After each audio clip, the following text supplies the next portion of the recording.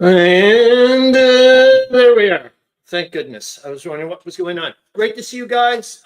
Great as per usual. Charles Latora, you're on pretty early. Great to see you on. Oh, darn it. We will talk about Raiders of the Deep in a minute. Great to see you as well, Tolemykus and Meandering Mike. Yeah, 100th episode. This is pretty neat. I will say this, like I said, about a submarine special or whatever. I'm not like a submarine lover or whatever. I just find, for example, for me, anyways, that piece of technology or whatever the heck you want to call it, mind-bogglingly compelling piece of technology.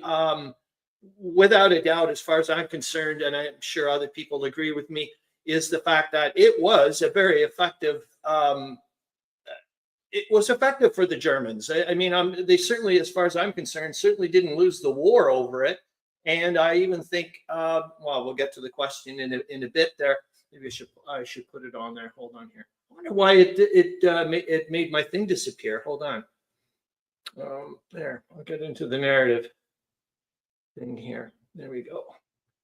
Great. Okay, perfect. And you guys can see that. Oh yeah, let's go to your quote quickly. Brian R. Smith, great to see you. Thanks, man. Well, it's all of us. That's the whole beauty of this thing, as you know, Brian R. Smith, about this show. Anyways, oh my God, what the hell is happening? It's not what I wanted to show you guys. Hold on. That was crazy. What the hell is that? There we go. Okay, that was like, oh my gosh. There we go. Yeah, and thanks, Tolemykus, because you did inadvertently, at least, I was kind of like, oh gosh, I hope Tolemykus puts in a little bit of a nautical quote. And as we know, I mean, he was, what, the rear admiral or whatever the heck it was. And yeah, it was kind of neat that you also mentioned that about the thing that he says, I can't help it, I enjoy every second of it. I know that he, the beginning of the war or whatever, or where he was a bit worried they were not actually going to go to war. I think he wrote to his wife and he was like, you know, I feel like a bit of a bastard or a monster or whatever, feeling that way, that he really wanted to go to war, which reminds me of a lecture I watched a few months ago about Falkenhayn and Verdun. And he was talking about, he was a German historian. He was talking about, you know, a lot of people think Falkenhayn was a monster, you know, based on what he did. And it's like, well, let's take a look in, you know, in other people. And it was kind of neat. So anyways, there we go. Yep. And I also wanted to start popping in the fact that Can Games is coming to town, which I think for a lot of people know. For me, it's the most important weekend of the year. Like I've said before, if I lived in another country, it was, well, there was a chance I was going to live in England for a while there.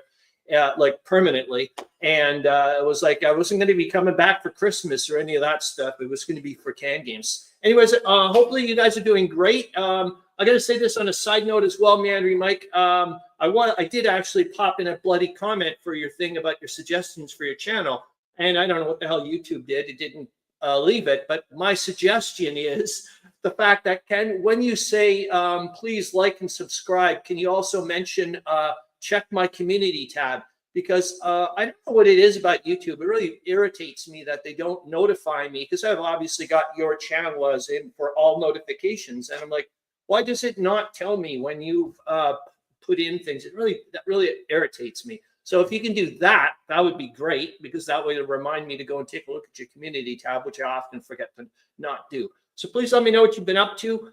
Like I said, I'm trying to find out about LiveStream, fact checker, and interesting tidbits. And hopefully when Arends pops in, he did send me a bazillion amounts of information on the ATA. Luckily for me, at the very beginning, he says, please use as little or as much as you want. I'm like, thank God, because we've got a ton of stuff I want to talk about.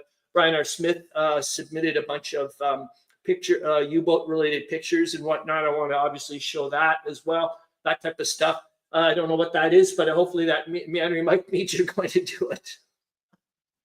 Anyways, the U.S. Navy allowed their ships to be under the command of the Royal Navy. I'm not positive of that, but I'm pretty darn sure, which is interesting due to the fact that means the Navy were probably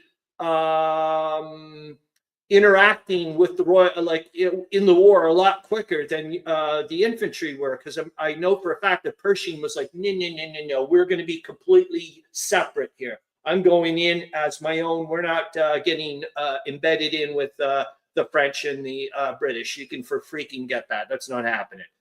Also, that the Germans entered Bucharest on the same day as von Mackensen's 67th birthday. He popped in, I think, on his little white Charger. I don't know what that is. The 4th or the 6th of May or of December or something like that. But anyways, I thought that was kind of whacked.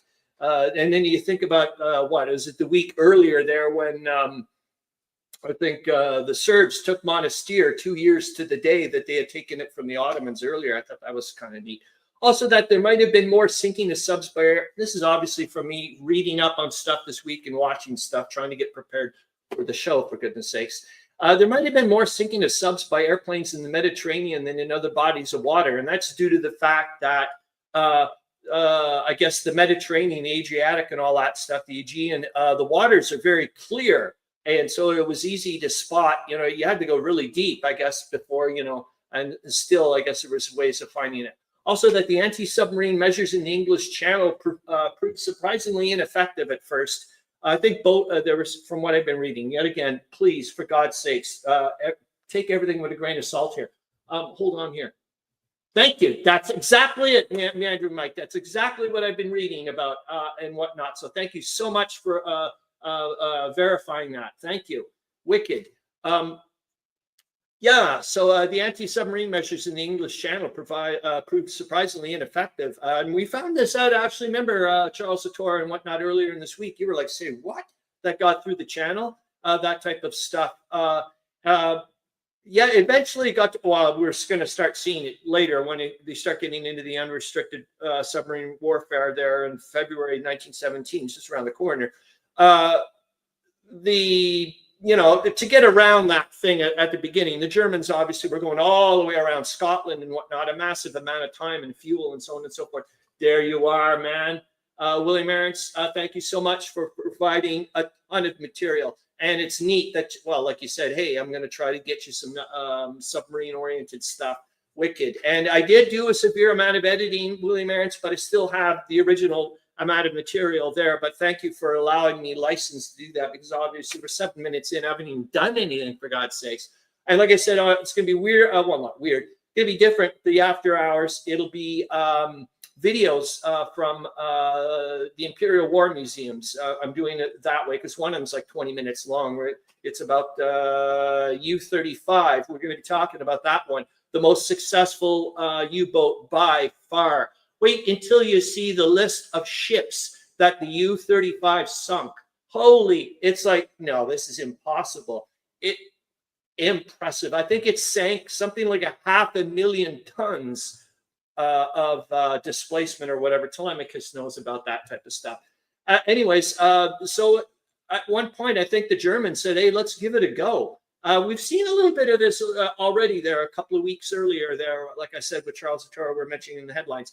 And they were like, whoa, we're able to get through this relatively easy. We can just do certain things like wait at night and, go this way and that way. And it was quite neat. I will say this on a side note. I was rather surprised. I didn't realize maybe it's later on with technology gets better. But at this point in time, it seems that a lot of U-boats or submarines in general take quite a long time to, what is it called? Submerse. I'm going out for breakfast with the family, so I'll check out the video later. Okay, William Arends, thank you very much. Well, we're going to be talking about a lot of your stuff later, so you're going to be seeing it later. I hope you have a great breakfast. Anyways, what was I saying about? Yeah, I did. It's gone. It's gone. Something about oh yeah, the ballasts or whatever. And I was surprised that a lot of ships were able to ram submarines. I was like, what? And I didn't realize that it took them quite a long time to sink. So they were able to do that. Anyways, the 15th of September, 1916 was the first time that a submarine was sunk by aircraft. And surprise, surprise, it was in the Mediterranean when the French submarine Fauchot, I guess, or Fauchot, was spotted and attacked by a pair of Austro-Hungarian flying boats in the Adriatic. And now we're going to stop the screen because we're going to go to the picture. And I hope I wasn't being too cheeky changing the picture there from with the Captain Heil liner, but I was like, oh, why not? Let's have some fun. So here, we're going to go to here. I'm going to present. So this is the submarine that got got sunk. Hold on here. I'm going to try to make it full on, and then I'm going to make it fit the width. That should help if I go this way. Bang. So you guys can see that. So that's it. I find it's a really interesting looking design. So that's the French submarine. Really tiny little deck gun there. But just learning all these things. Let's go to the next bit. Meandering. Mike says ramming speed. Yeah, I really was surprised to find out that. And they're saying like, oh, the telltale thing. Anyway, so this, what I wanted to do was when they said about the, actually I should maybe not use the width for this one, is, and surprise, surprise, the irony or coincidence, which is lovely, is the fact that I just picked this book up a few weeks ago at Chapters when I took a day off. Well, I actually went to the doctor's. I decided to walk back. And I was like, oh, why not? Anyways, I was like, I wanted to see if I can find out which seaplanes the Austrians had used to bomb that submarine. And I was like, oh, darn it, I'm probably not going to be able to find it, but I'll give it a shot. And lo and behold, when I saw this bit, this is also from the book, which blew me away, pardon the pun, is that I didn't realize that balloons and whatnot were considered really important for anti-submarine warfare. All this stuff I just don't know about. And, I'm going to keep on going around and around, like I said, with this war. Once I get to 1918 or whatever, I'm just going to go right back to whatever. Hey guys, sorry I'm late. Gamers of Coffee. Ashley, sorry I'm great to see you. Sorry I'm late. Sorry that I'm usually sleeping 9 times out of 10 or whatever when you have your bloody show on Sunday, which pisses me off. So there you go. I'm great. I'm glad to see you. Super glad to see you. So there's the plane. I found out, ironically, as I'm going through it, trying to see if I can figure out the seaplane that did it. And lo and behold, look what it says here. On September 22nd, 1916. So a little couple of 4 days difference. A loner like this sank the French submarine Forceau in the Adriatic. This is the first time a submarine underway in the open ocean was sunk by an aircraft. Interesting application of the national insignia on the nose was common on Austro-Hungarian flying boats, as was application of the red, white, red national colors on the wings and tails. So we've done that. Let's get back to the present whatevers because we are so monstrously late. It is insane. It's all good. We appreciate you showing up when you can. Thank you. And vice versa. So there you go. Also, here we go. And we're getting back to that question, or at least I was alluding to it, was, do you think the Germans made the right decision with proceeding with unrestricted submarine warfare at the start of 1917? I'll give you my opinion. I don't think they had a choice, to be honest with you, unless the bloody Allies decided to sit down and negotiate a peace. And they were not interested in negotiating a peace. And the Germans went, fine. They're not interested in negotiating a peace. We've got no choice. We've got to do something. And remember, I'm also completely of the opinion as well. This is, what is this? The Secret of Life, showing up when you can. Oh, wicked. Oh, gosh, I got sidetracked here again. Is all sides would use any means at their disposal. Agree, Charles Torres says. Let's be honest, and you got to remember this.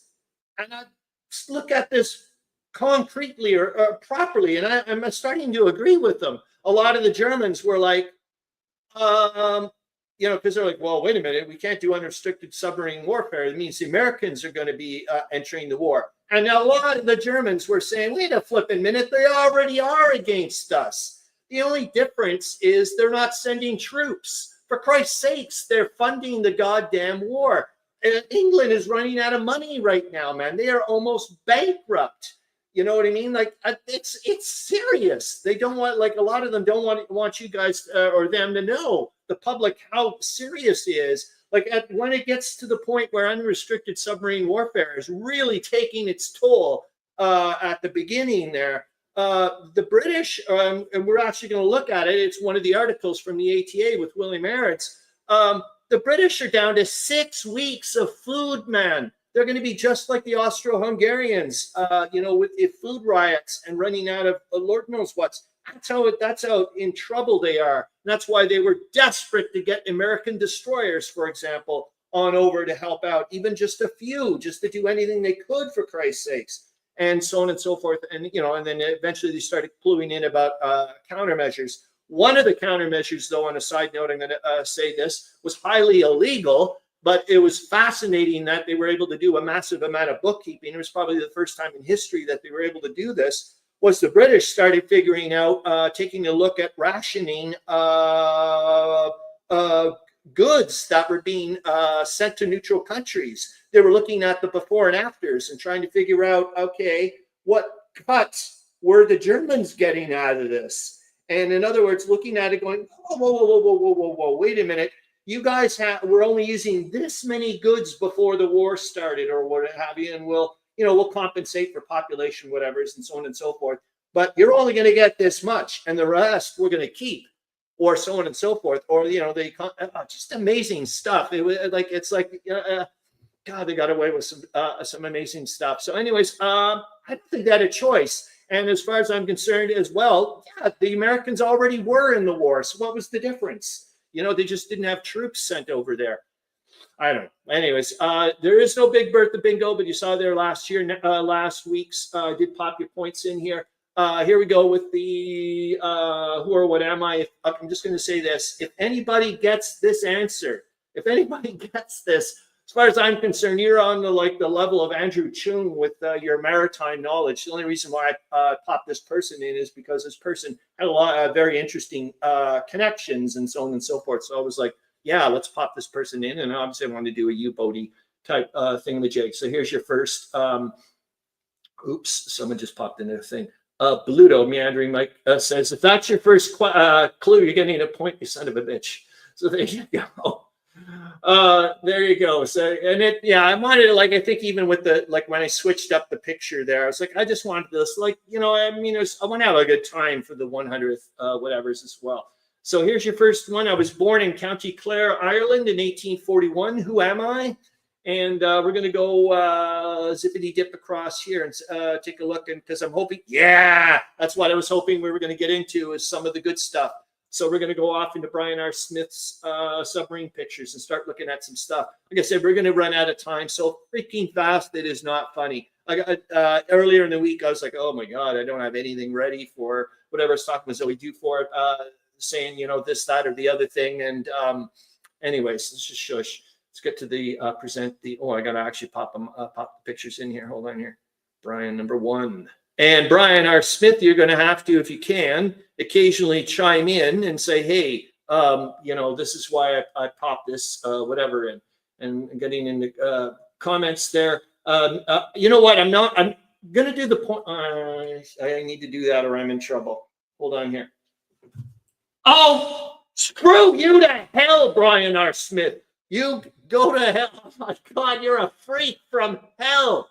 Oh my God, I can't believe that. I cannot believe that. I cannot believe that. I cannot believe that. I'm serious, man, 100%. I thought, well, I'm going to do this because I was thinking this into my head. I was having a fake conversation, which I often do. I am Charles Latora says Von Trapp. It is a good one, but you're not getting it because we know now that Brian R. Smith just knocked it on its. I was saying in my private little conversation there, I was like, if anybody gets this, they're going to get double the points. I can't believe you got John Philip Holland. I am absolutely dumbfounded. How the hell you did that, Brian R. Smith, is beyond me. Well, at least you helped me out. I don't have to write down a bunch of points. Oh, yes. Developed the first submarine commissioned by the U.S. Navy. He also, it was also commissioned by the, he also did the first Royal Navy one. But this is why I thought was really interesting about it. And he's really nice looking submarines here. Okay, hold on here. And let's go to the other ones. You might as well, you could probably fill us in, Brian R. Smith. In my late 20s, I immigrated to America. I was a marine engineer. I was fascinated with submarine design. This one really, I thought was really neat. Although my initial designs were turned down by the U.S. Navy, the Fenian Irish nationalists were interested. And in fact, the Fenian Brotherhood hired me to construct the Fenian Ram, a submarine to be used against the English. And it worked. Well, I don't know if like, but I mean, it actually, was able to submerge in the whole 9 yards. I ended up, though, being the one to designing the first U.S. Navy and also the first Royal Navy submarines. Fantastic, Brian R. Smith. That is just knocked me sideways. There we go. And John Philip Holland was killed when trampled by a marching band led by John Philip Sousa. I don't even know where to go with you. I don't even know where to go with you. Because like I've said before, Meandering Mike, I don't know enough things. I'm very naive. So I'm like, I probably have to go with you. Okay, thank God. Thank God it's not true. Like, I don't know. So there we go. Like, you could, like, I'm so glad you and I are not hanging out together right now.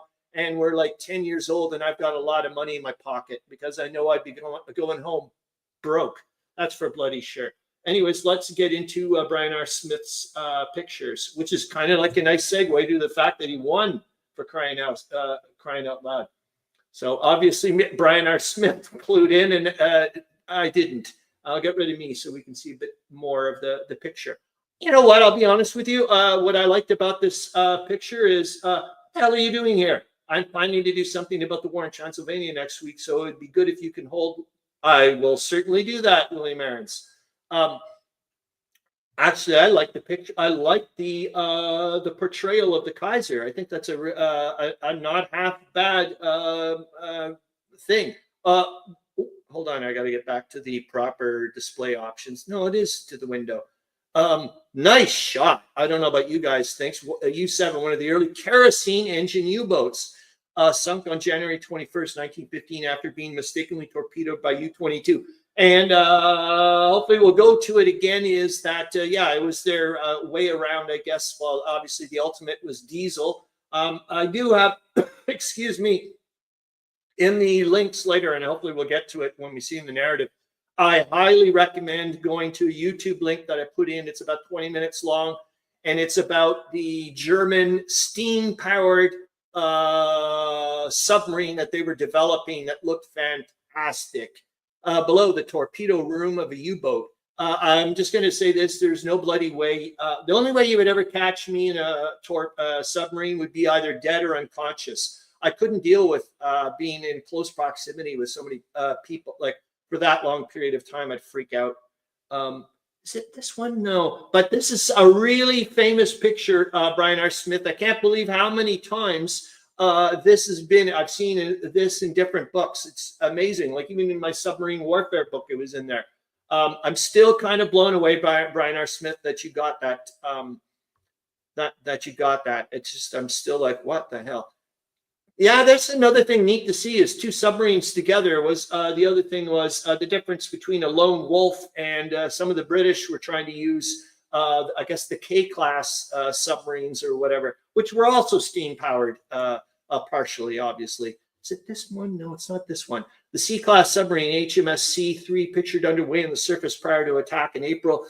C3 was laid down in the Vickers Yard in Barrow on the 25th of November, 1905, and was commissioned on the 23rd of February, 1906. This one, really, I love this picture, Brian R. Smith. I'm so glad you sent this one in.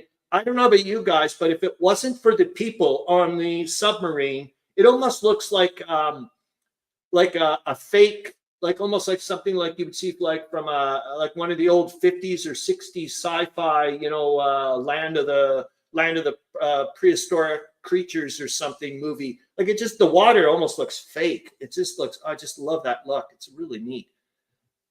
And a pair of German U-boats pictured in Zeebrugge Harbor near the Mole during the First World War, which is that, I guess, that big thing we're going to find out about. And he says, I wonder how they dealt with the kerosene fumes when submerged. Yes, Meandering Mike, and that was one thing I've been learning, reading up about, is that, it was a way of getting around, I guess, not having diesel or whatever. So the Germans were using it, but it was not well liked by the crews. And I know that my favorite type of And that's the end of your Brian R. Smith's things, but thanks. We're going to continue on with the pictures, I think, a little bit. Thank you very much for supplying those. It was this little bit here, and I'll put it in the thing was, my favorite type of submarine, and actually I was surprised they built so many of them, was the UB or coastal. It was a very small submarine, but it used kerosene engines as well. But the thing I loved about it was it could be transported by rail, which I think is, like I said before, when I heard about, I think it was 4 or 2 submarines the Germans sent over by rail to help out the Ottomans in the Black Sea. So I was like, wow, you know. Anyways, here we go. I'm going to read this one. Gosh, 25 minutes into it. Mind you, Brian R. Smith blew away the trivia, so we don't have to worry about that. German U-boats that continue to operate since the Lusitania, but under restricted rules of engagement. These were loosened in October 1916, resulting in a jump in merchant shipping losses. Yep, and I don't want to get through much because we're going to, and there we are. They're going to do in February 1917. This is Ted Racer's book where I'm getting these scans from. It goes absolutely berserk. Okay, let's go. What? And there's from the Illustrated Atlas. Let's see if I have to make it the other way. Let's see. Nope, I think it was better that way on the width. So this was, just because as well, I don't know about you guys, but it's just due to the fact that, as you probably know, a lot of you guys know, the British had way more submarines, excuse me, at the beginning of the war than the Germans. And it's amazing how it's so much, at least in my mind, perception that, German submarines. And it's like, I want to know about other nations doing things with their submarines. Every time we hear about them in the headlines and whatnot, I'm always like, whoa, it's almost like an anomaly type of thing. So, and this is from, I think this is also from that same book, The Illustrated Atlas from Michael Nyberg. And I just wanted to show you this. This is at the very beginning, and you can see the difference in how many submarines they had over time. Oh, and Charles Latora. I do have, and there we go. With all sides had them. Germans made the most use of them in the offensive weapon. They gave the Germans a means of overcoming the British dominance of the seas, and they were very effective. This didn't have enough of them. And this is the dude, excuse me. And that's Mr. Holland, the Irish American guy. And this I didn't finish up. So let's hold on here. I'm going to go like this, I think. That way I can point. And this is that from that video I was telling you about, the YouTube video that I watched this morning. And this is this giant-sized underwater steam submarine that the guy can go here, and you can go to his website and I guess download this poster or whatever. He made this whole thing. This guy knows his stuff. All right, what else do I have on this crazy little world here? Okay, we're back to that. So let's go to some more pictures for fun. Let's see here. Yeah, let's go to the submarine warfare one. So this is that submarine warfare book that I was getting. This is where I've been getting most of my information for this stuff. Hold on, I gotta drink some water or something. Oh, okay, so here we go. And yet again, I've got these little red dots. I'll try to, can I put myself in? No, I don't. I think I need this more so. And we're also going to get into, I just put in, excuse me, these red dots to kind of show some things that I found somewhat interesting. Here's that thing about Mr. Holland and the Fenian Brotherhood, and that bit here, and also that right up here that it had a pneumatic gun forward firing at an upward angle, and there's a picture of it as well. You can see it later. So let's go to this other stuff that I've got a few little red dots here. This one here. I just wanted to pop this in. I just thought it was kind of neat that the Russians had a very small boat, the Pyotr Koshka, Peter the Kitten. I just thought, I don't know. I just thought it was a neat name for a submarine. And then here you go, late developers, the Germans, and which for me was a surprise when I started getting into the Great War to find out about that. I had no clue. There's a coastal submarine, a UB submarine. Per Meandering Mike says, yeah, I just thought it was really funny they would use that word. And maybe it's it's a nice affectionate whatever. But anyways, this submarine, I just thought even in my game, that's the way I would go. I'd be building as many as I can. And like they were saying right now, at least from what I've been reading, watching, whatever, is that the Germans unfortunately clued in too late about how effective the submarines could be. They should have been building them a hell of a lot earlier than they were. I mean, they only had 29 at the beginning of the war, for God's sakes. Grant, and here it is, which I thought was interesting. Some more little red dots, just things that I found rather interesting. The Grand Fleet had not behaved as the German planners had hoped by refusing to risk a close blockade of German harbors. And when it had left harbor on one of its frequent sweeps, it was screened by destroyers. And this is also part of the thing. Some people are like, hey, isn't this blockade illegal with the British, the way they had their ships way far out? Because originally, I guess with the Napoleon, I don't know, whatever, when it was back in Napoleonic times, if that was when they signed those things about blockades, where you had to be like right close to port. But unfortunately, they couldn't do that anymore due to the fact of things such as submarines and torpedoes. They were able to, little nations were able, or like a little bit of technology was able to wipe out these big, huge dreadnoughts and battleships. So the British, obviously, are not going to put their battleships and dreadnoughts there. So they're like, well, we can still have a blockade way far out. And supposedly that did not go against the intention of the international law, in the sense that the international law didn't expect that type of technology to be designed, the torpedoes and all these coastal boats or whatever.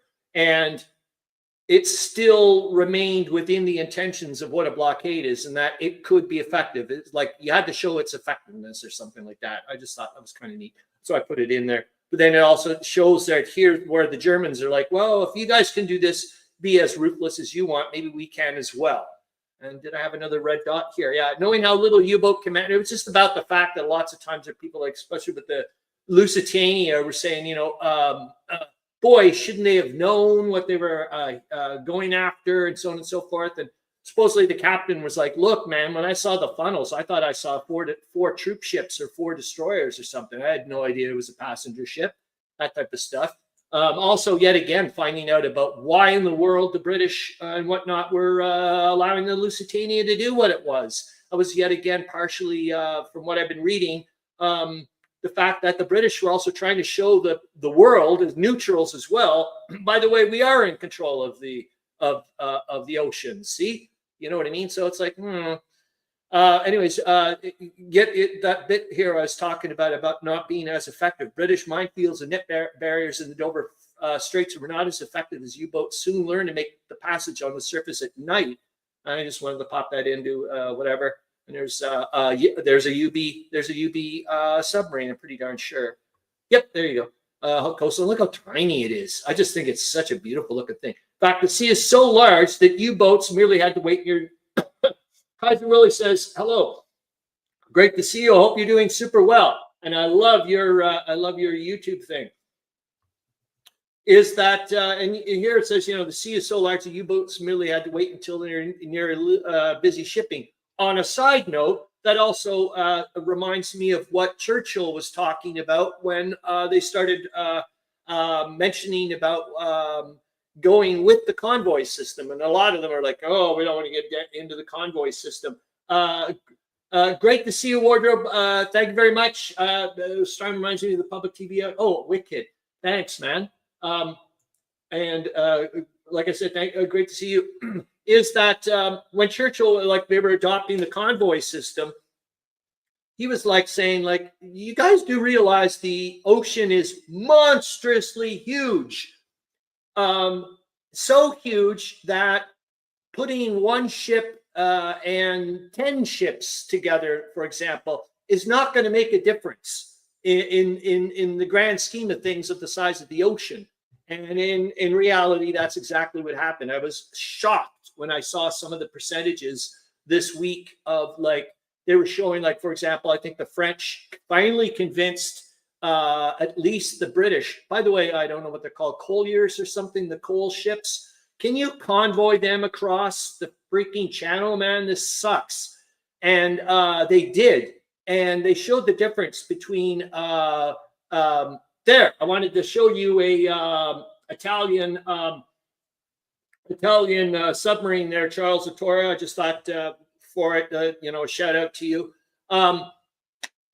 Is the fact that I just got sidetracked, didn't I? Yep, I did something about the colliers. And anyways, they had a point less than 1% of their ships got nailed by a sub versus 25% of the ones that weren't using convoys. So you just tell me something, man.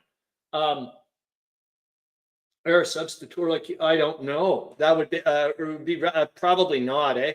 And then yet again, like I was saying, that just due to the fact that we hear about Germany, or at least I do, the perception that it's all Germany and all submarines, and it's like, you know, there other people did this, and then yet again, remember that the British were helping out the Russians, and there's that big huge story. They were still stuck up there after, you know, the revolution and everything, and the Soviets wanted to take over the subs, and the British and whatnot were like, screw this.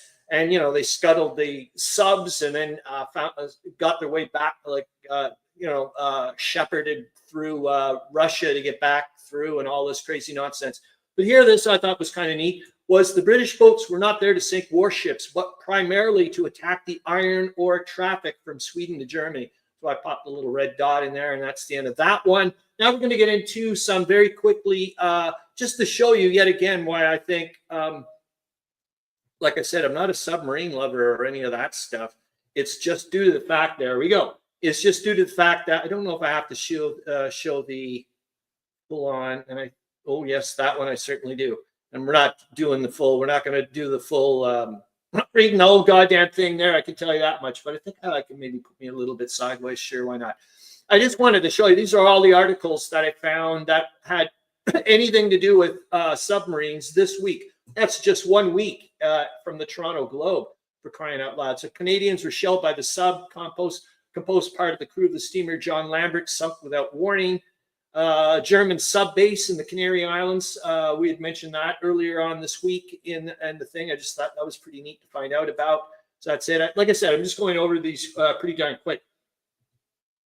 Nangoya, where did you find all these new newspaper articles? Wardrobe. I got these through my library, access through my library, but I'm sure you can get access. There's a zillion other ways. I'll put in a separate little link thing or whatever, but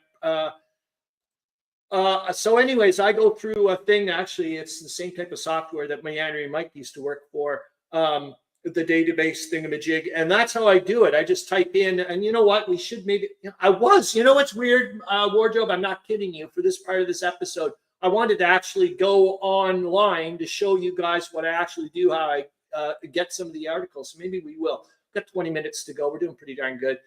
Faux subs raids it. Yeah, we're nowhere near what I wanted to go through. My God, I can't believe this. Place heavy guns on the merchantmen. Let's see if I can get back to a normal size here. I can't. I'm shocked.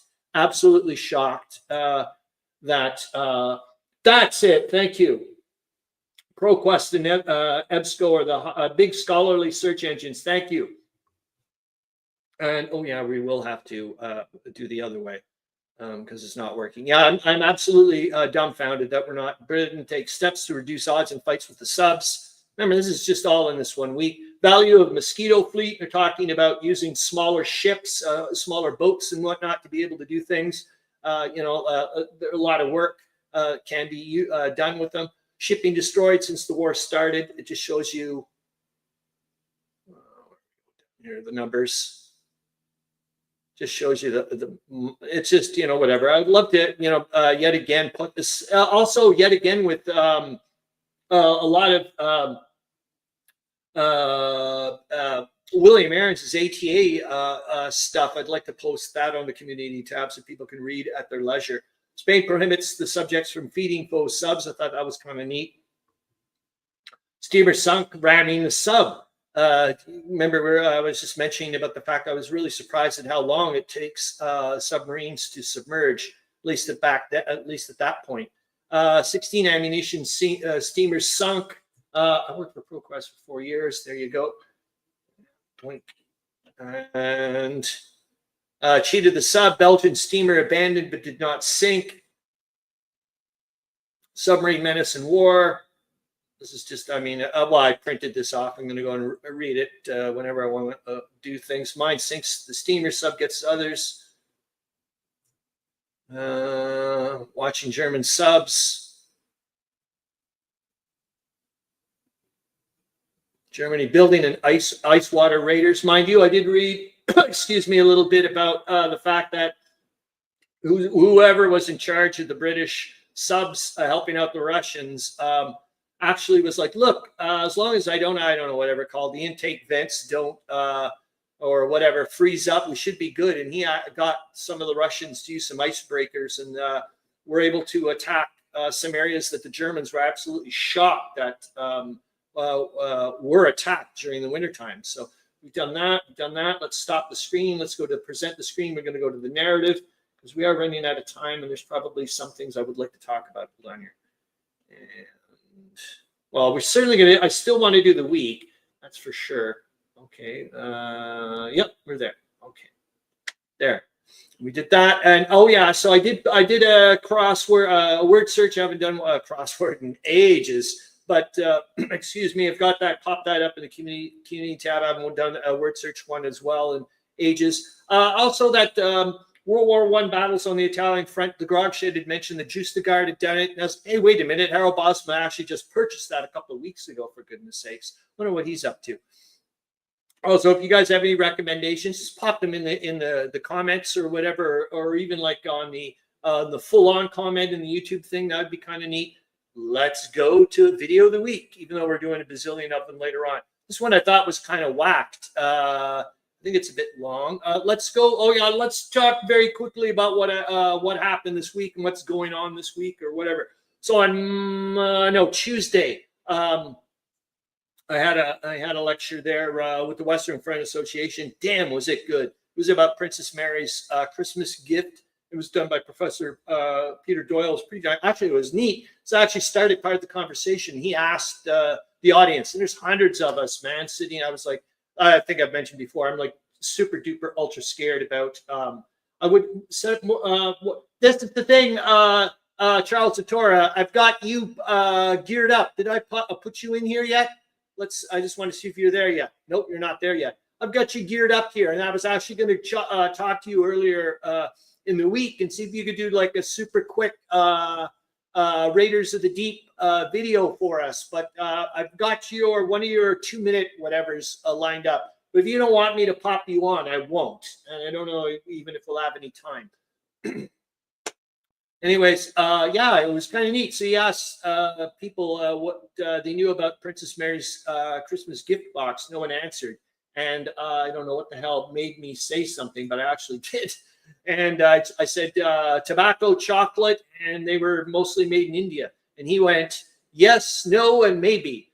And so that was kind of neat. So I got to start that off. So that was kind of nice. Really good talk. And it'll be on YouTube, I think, probably maybe by now.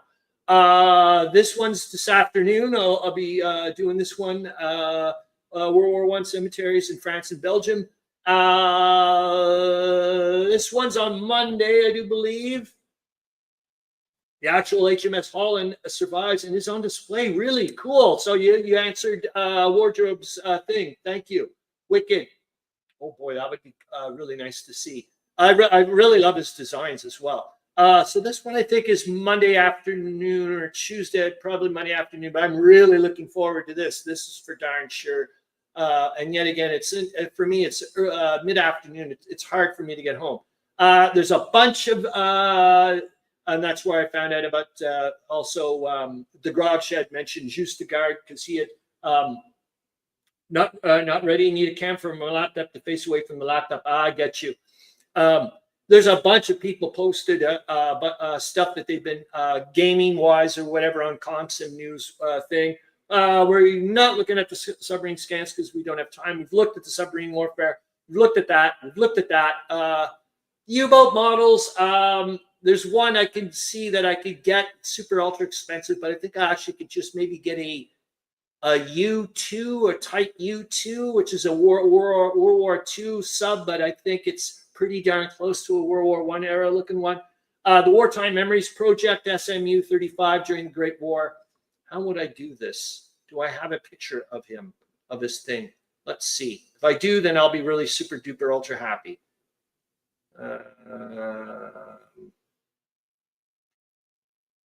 Chutes and Ladders. I don't know. No, I don't have the Steam sub. Don't have that. I really wanted to see if I had, well, maybe he's in the links. Hold on. So it would be the, wanted this.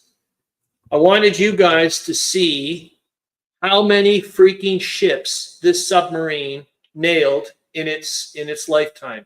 And as far as I know, it ended up being one of the ships that got confiscated by the British in 1918 and got scuttled, maybe in Portsmouth later on. Here, hold on here. I'm going to stop the screen and go to. So I really want you guys to see.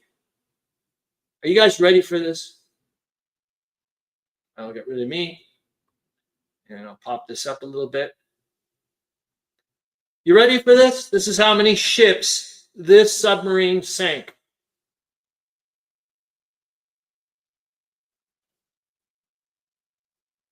Like I said, about 500,000 tons.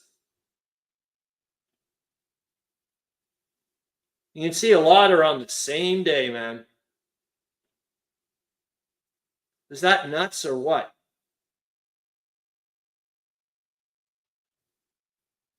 It's like, what the hell? I know, Meandering Mike. I was like, this is wrong. Like, I thought for sure. I got to pop your thing there. I'm not kidding you, Mike. Meandering Mike. When I saw that, I went. I know. I'll just say this, Charles Latora. If you're playing this one, look for his submarine. What in the world?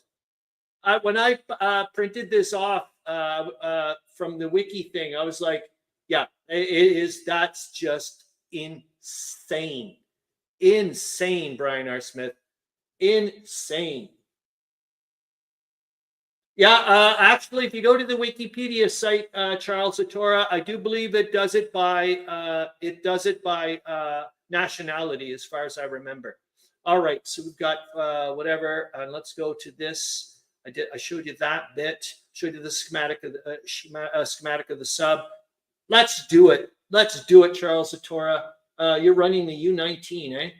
You know what? We're going to do it for the hell of it because it's one of these. It's just I'm having, like I said, it's one of those 100 thingamajigs. I want to have some fun, darn it. And then we're going to go. We're going to go to some movies and fun stuff. Well, then we'll do the. I don't even know. We're going to go to the ATA for God's sakes. I'd like to do one little tiny bit of it. Hold on. Let's stop the screen, and I've got to get back to this. So, Charles Latora, I hope you don't get freaked out. You're going to be on for about 2 minutes and 11 seconds. I hope you don't kill me, because you are on, boy. Okay, the final video here. On our way out, we caught up with another freighter and with an escort. We managed to sink the freighter, and the escort did not detect us, and then we decided to go home. So that leaves us with 7,000 tons. Doing much better now. Much, much better. Anywho, I wanted you guys to see the difference between some of the different solitaire games. How in this game you do have a few decisions, like let's get out of here. Even if we find something, we don't have to attack, and we can decide, you know what, we're too damaged, we're going to slip home if we can make it. Whereas with the other game, you would have to, and I don't even know if there is in Schnellbolts, a way that if you're like halfway through your 4 objective hexes, if you're heavily damaged, can you just hang a right now and head back to France? I have to check that the next time. Anywho, I'll probably put that away for now. I still need to finish up the first turn over there, but more to do here. America Bomber next. Cool. I hope you didn't get freaked out by that, Charles Latora, but it's a little late now, isn't it? Yeah, and there's a bazillion things I've got popped in. Well, actually here, and then we're going to go off into, because we're running out of time. I do want to show a little bit. Okay, there we go. All right. So we did that tiny bit, yeah, and then we're going to go off to the week that was. Yeah, there was a few things. Well, we're gonna, like I said, we'll do the after hours. Okay, we're gonna stop. We'll stop sharing this bit. Let me go to the links, and then we'll pop in that video. Yeah, this is a weird one. So it's well, a weird one. Yeah, it's kind of like a football match between the U-boats versus, I guess, the shipbuilders or something. So hold on here, I gotta pop it in. And then we'll do the week. Okay. And let me get it in here.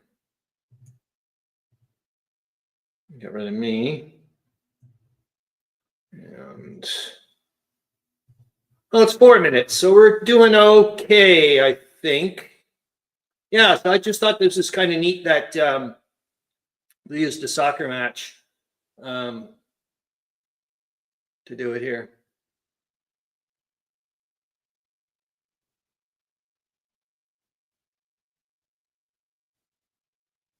Everybody's standing, eh?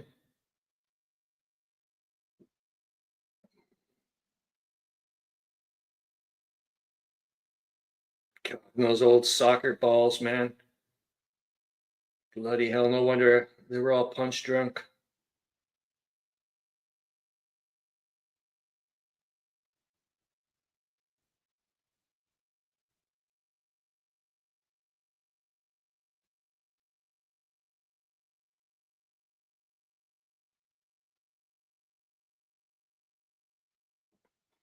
Yeah, I hope Harro Bosma's doing well.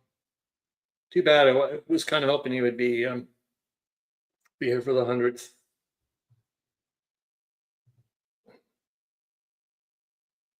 I didn't even notice it. I love this. Yeah, they're all like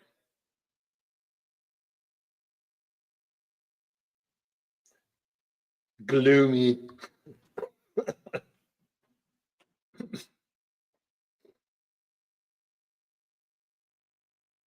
These guys remind me of like people from Peaky Blinders or something.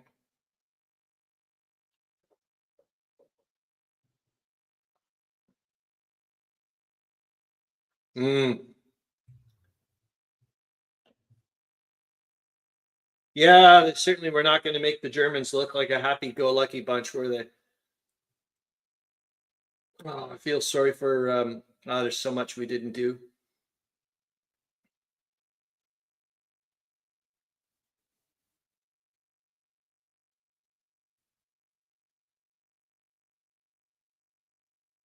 Look at the ship behind it, man. Holy shoot.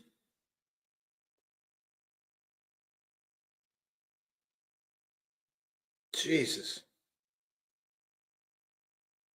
All that work, eh? And then boink, a torpedo just nails it.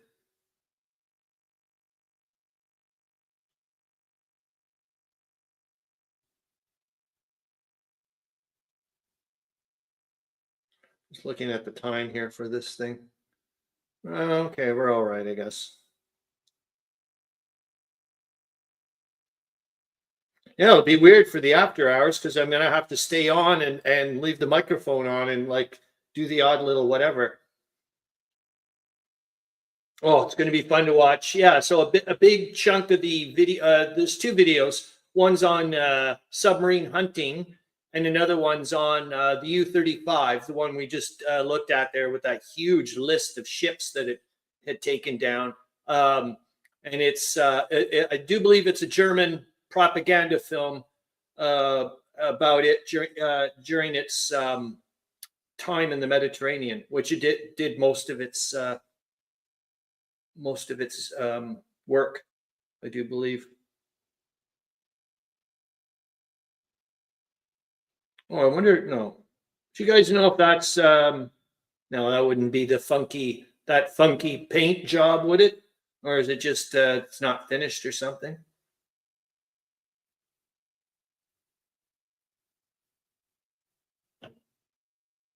Well, I'll tell you, who was really good with the shipyard workers in the end, as we know, was the Americans. Holy cow. Did they ever ramp up their production? Okay, we can stop sharing then, and we can go to the, we'll go to the, hold on here, I got to pop it up, and then we'll go to the week, and I think that'll be about it, and we're going to go straight into the after hours, and there'll be a zillion things we didn't discuss, and William Arends going to want to kill me, but we'll do it next week. We'll just, maybe it'll be whatever. Okay, because I did want to get into, still have some continuity about what's been going on, because as far as I know, isn't it this week, Bucharest got taken over, for goodness sakes. All right, the week that was the 8th of December to the 14th of December 1916, December 8th, heavy fighting in Galicia, south of Bukovina, and on the Moldavian frontier. Romanian force retiring on Bucharest from Sania, captured at Ploști. Murman Railway is opened. The Allied colonies are leaving Athens. Hold on here. A very common camel paint job for ships. Okay, thanks, Brian R. Smith. I had no idea. I wasn't sure if it was like leftover bits of I wasn't sure if they were going to remove certain things or what was going on. I've said this before and I'll say it again, I'm sure. There is monster game potential about the civil war in Greece or the conflict going on between the Allies and the Royalists in Greece. I'm like, come on, man. Somebody do something, please. The Greek blockade is in effect from 8 o'clock in the morning. Portuguese retire from Nangadi in East Africa. And as far as I know, this is Leto Vorbeck saying enough's enough. I'm getting the hell out of Germany, East Africa. I'm going to go towards Mozambique, from what I know. Italian battleship Regina Margherita is blown up in an Italian minefield. Oops. Allies demand explanation. The Greek troops concentrated around Athens. I'll give you three guesses. December 9th, British and USA ministers have audience of King Constantine, formation of new British war cabinet, and 3 new ministers, and a list of the new government. Distress is caused in the Canary Islands by the German blockade, and with those subs, I'm sure.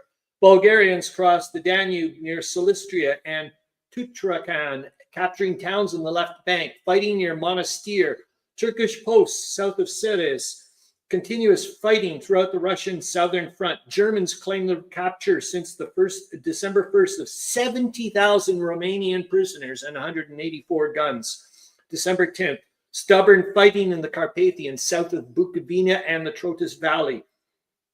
Fighting continues north of I don't know what's wrong with my brain with that word. Bulgarians capture bridgehead opposite Cernavoda. Fighting north of Monastir.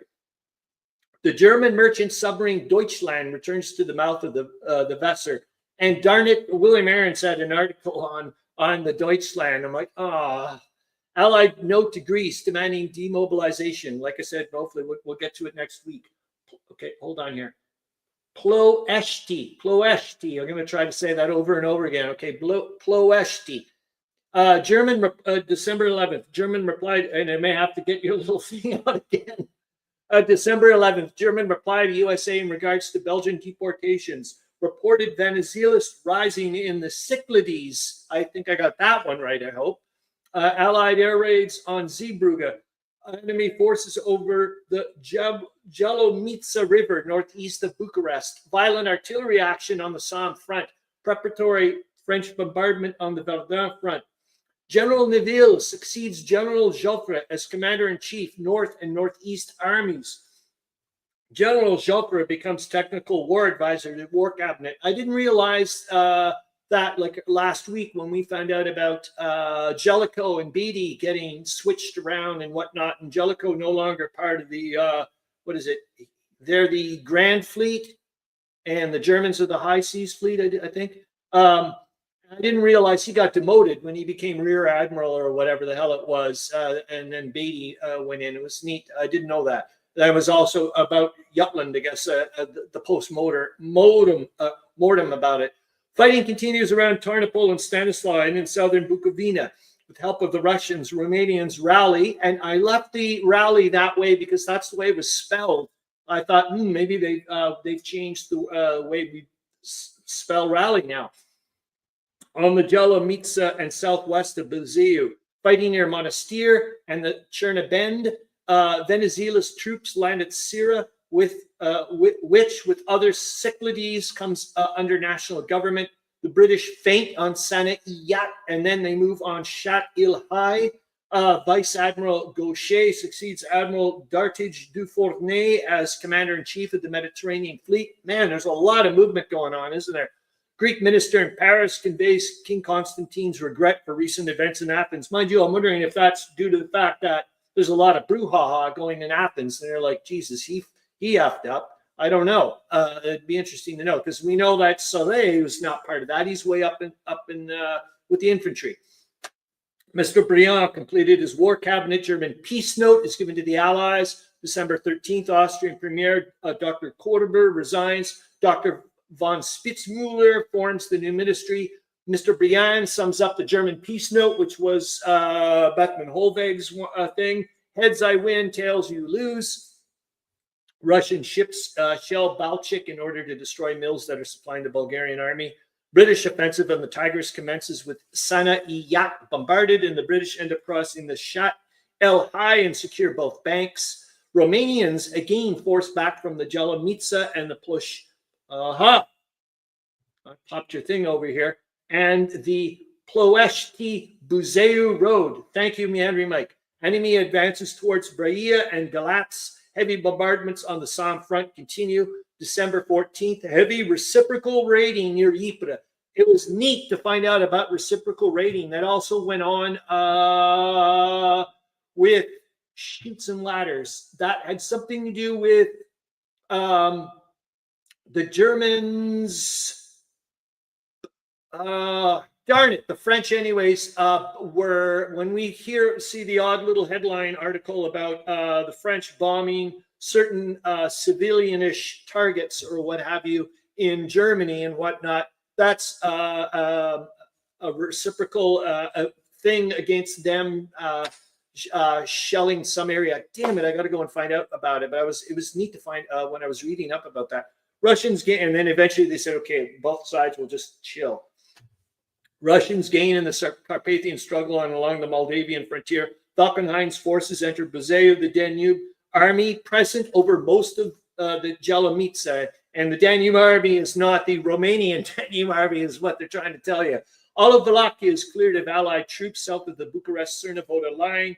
Fighting near Monastir with strong artillery action in the Lake Doran zone. British advance up the Chat-il-Hai to within 2.5 miles of Kut, and using airplanes destroyed many Tigris pontoon bridges.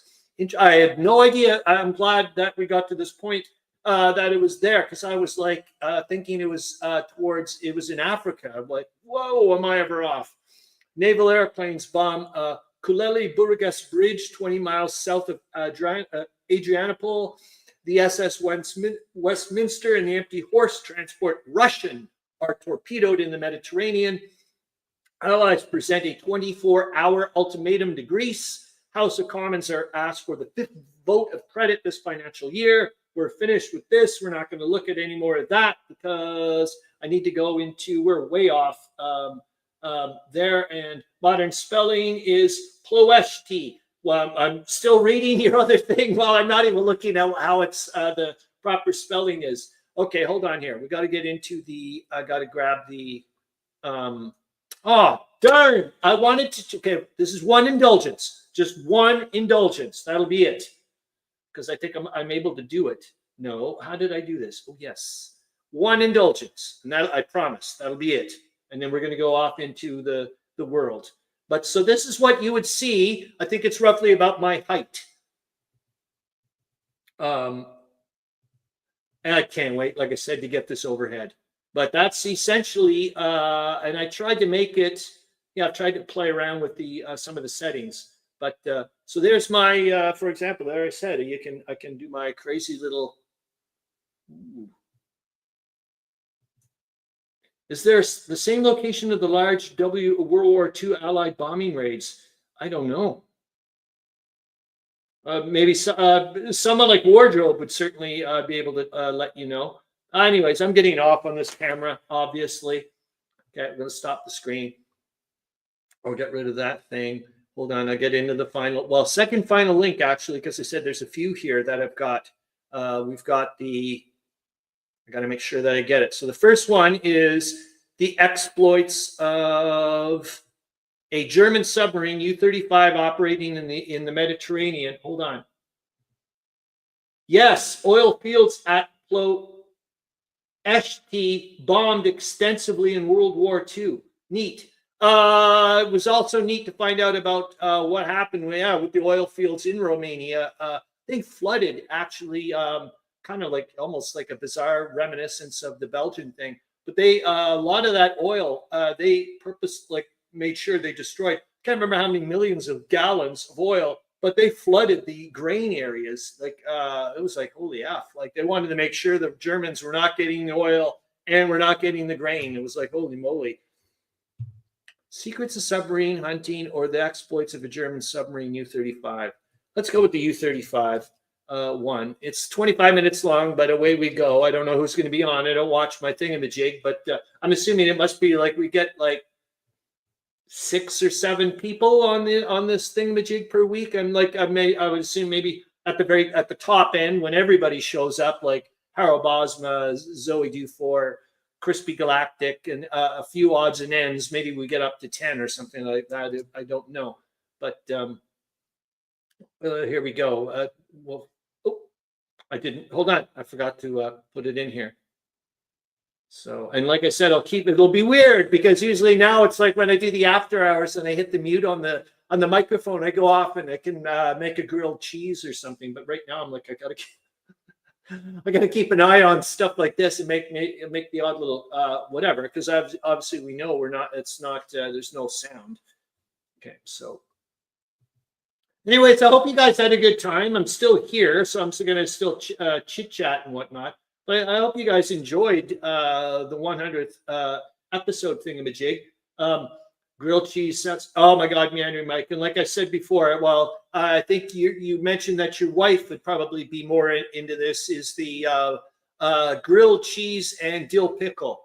Oh, cheapers jumping.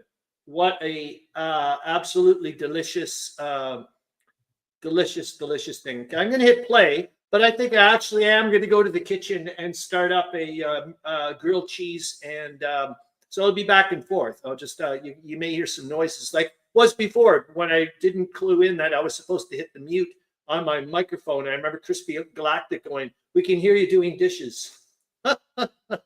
All right. So, anyways, I'm still here. No, this is longer than this one. I'm sure. No, this is the wrong one. Okay, I was like, wait a minute. There's something fishy here. Did I do the? Hold on here. It's impossible. 054. Hold on. No. Did I think I did that. I just grabbed the wrong one. Yes. Okay, I grabbed the wrong cut and paste. I was getting scared there for a second. Jesus Christ. Okay, let's try this one. Aha! There we are. All right. This one's a long one. 22 minutes practically.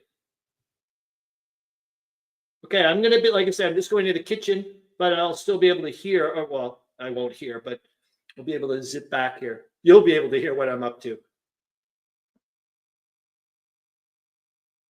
Yeah, so this is this famous submarine that when like I said, when I was looking at the wiki article, like I said, I'm pretty darn sure, Charles Latora, I'm not going to do it now because you'll see my mouse pointer go all over Hell's Acres.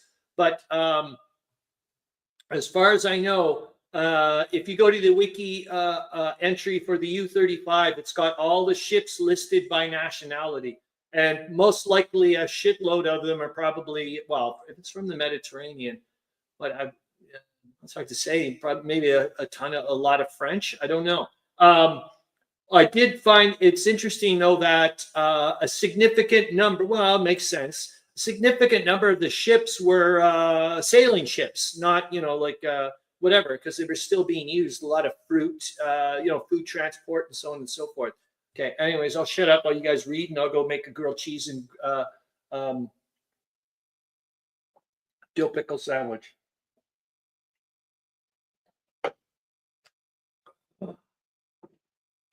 I don't have the best bread in the world for it, but I'm running out of. I'm not a big butter fan. I prefer margarine. I know that's not supposed to be as good for you, but I don't know. Yeah, the bread I'm using, it's just got a little bit too many seeds. Like I don't, not really into that so much. Oh, I love the double flax bread. Well, Brian R. Smith would know. A lot of you guys wouldn't. Dempster's, the double flax bread is just awesome. Really like that stuff.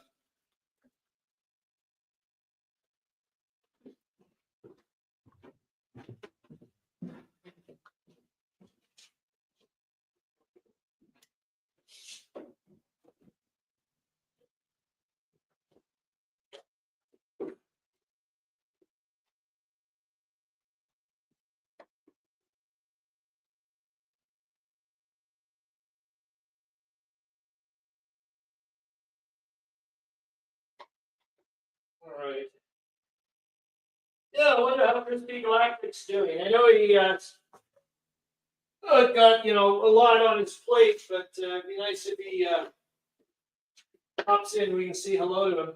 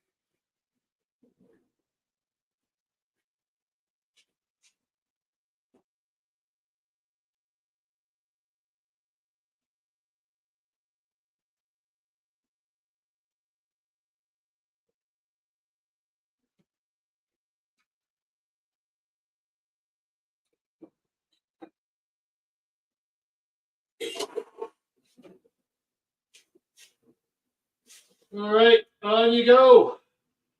Do your magic. Make me a nice grilled cheese sandwich.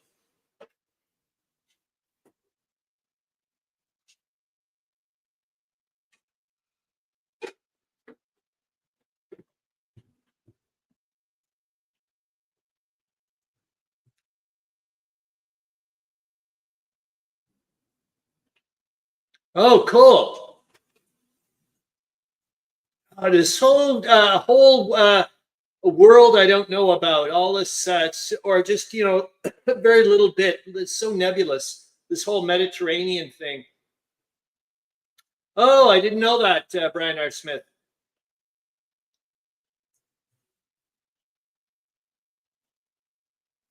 I love, on a side note, Brian R. Smith, I love Betty bread. I don't know what the hell they put in their bread to make it soft for so long. I don't care. It works.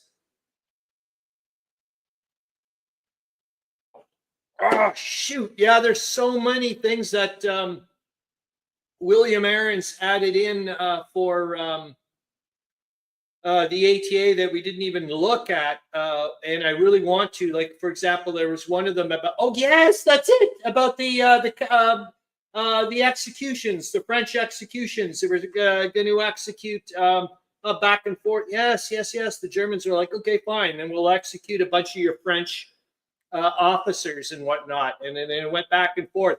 But I was curious, like in some of the headlines earlier in the week, we found out that I can't remember his name, Captain Blakey or something like that, very close to it. But he was taken prisoner by the Germans, and when the sub attacked the ship, and they let the rest of them go, or something like that. And I was like, what? Why is that?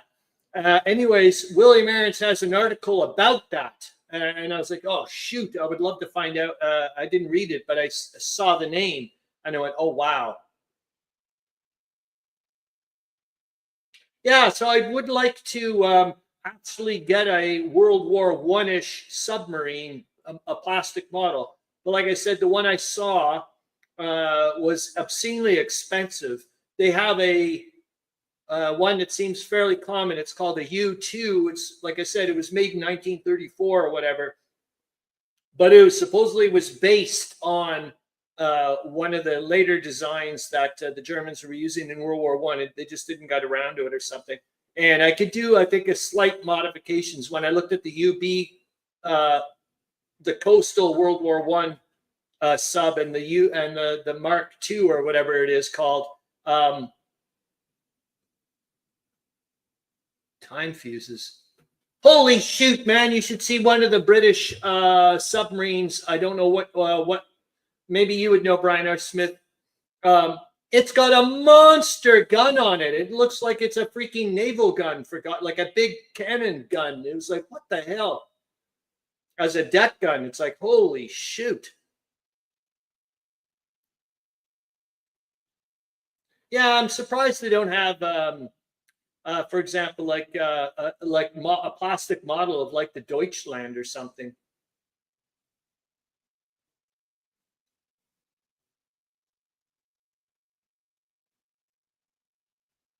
Her steering gear was completely shot away.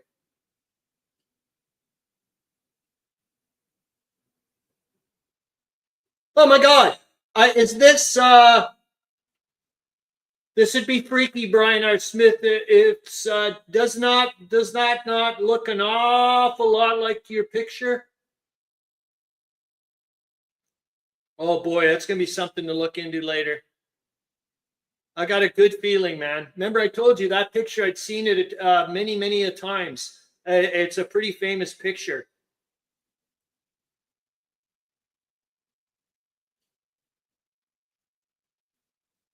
I don't know. I'm just reminding myself of that that video we just saw of the soccer match and all that work that goes into building a ship. See that picture there? That part of that ship that gets all ripped open. Maybe I thought there was a big hole we saw.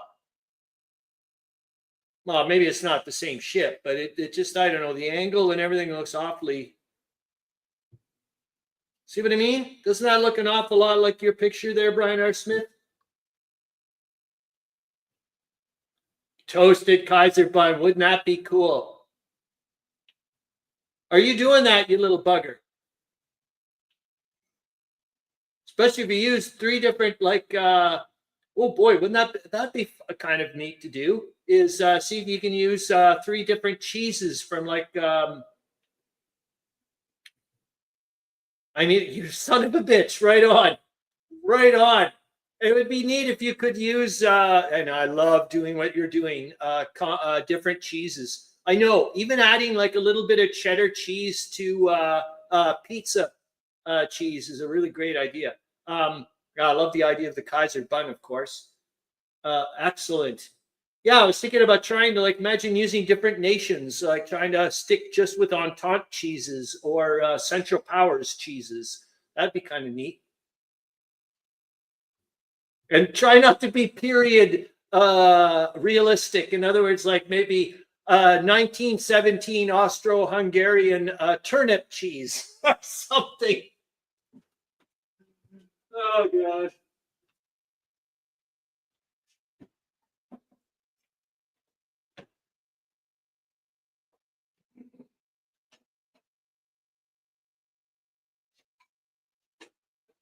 But boy, oh boy, it was pretty darn shocking to find how the cheese wars. There it is. Love it. And Hollandspiele would probably do something like that for sure, for Christ's sakes. Yeah, it's amazing to find out how effective the once they went unrestricted. Boy, oh boy, did they ever start nailing a lot of ships. And all those graphs and whatnot we didn't take a look at. Tolemykus says blue cheese, green cheese, and red cheese. Yeah, you couldn't you? What the hell else was gonna? Oh, I just whatever pops into my head, I guess. Swiss cheese would be neutral. Yeah, but there's no neutral as we know.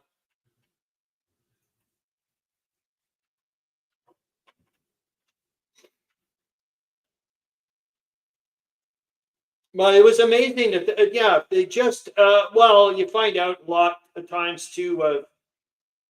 The fact it's neat. I don't know. It's almost like a mute point now where I'm finding out about the fact that they're like, or maybe it isn't.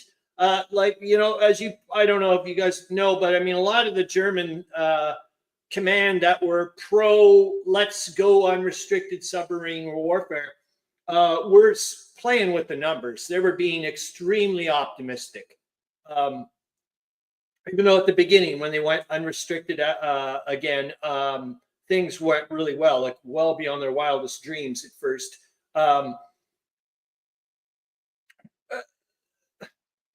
Yeah, I mean, it didn't work. You know what I mean? And it never would have worked. They just never had enough submarines, and the British was able to. What? YouTube is going to demonetize this showing. Okay. That's okay. I don't make any money off of YouTube and never will. Or they'll do something bad to me. I don't. Or maybe I go into an anti-algorithm thing or something, where they're like, okay, we're going to make sure that his thing never ever. Geez, man, we're going berserk.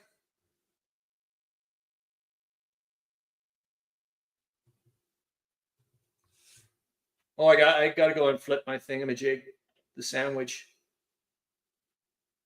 But let's be honest. I mean, I don't know of any. The submarine is just such an iconic thing for World War I. More so than I think, of any other thing. I certainly don't think of the tank or. Who the hell was I talking to yesterday? I think it was actually. Lately, only actual news channels get free reign to show combat footage. Oh, so they're going to send me a little funky thing, are they? Oh, but like I said, on a side note, please, I hope to God, it's only 20 minutes long. About that steam-powered German submarine the guy has on YouTube. I pumped it in the sources and links. Holy cow, is it good, man? It's really darn good. Oh, there's so many bloody things. I found Charles Latora. I found the naval history site. I've got it in the sources and links. I left it on the specific page for the Italian Navy in World War I. It's pretty darn neat.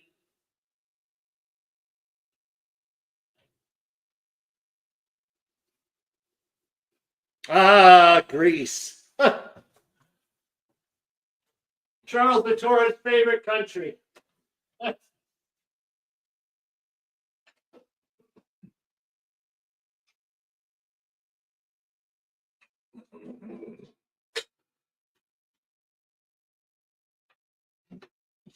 Yeah, it's a beautiful sunny day today. So it's actually, oh my gosh, nice to see you.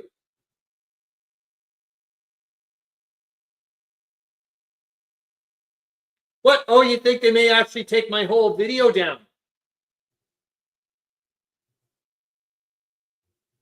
Oh, as in no one's going to be allowed to see this. You guys are going to be, this is it. Oh, fascinating. Yeah, yesterday was a really nice sunny day as well, but it was too windy. I was saying to Zoe Dufour, it's like I want to get some vitamin C and hang out outside, but it was just too darn windy. But today there's not much wind and it's sunny, so it'll be. I think that's what I'll do afterwards. I'll go and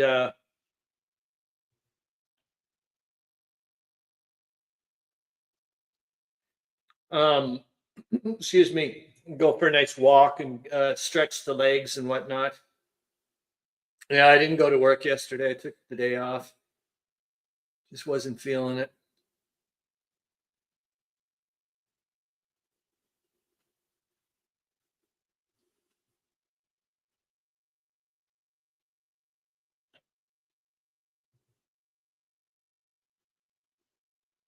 Lord of mercy.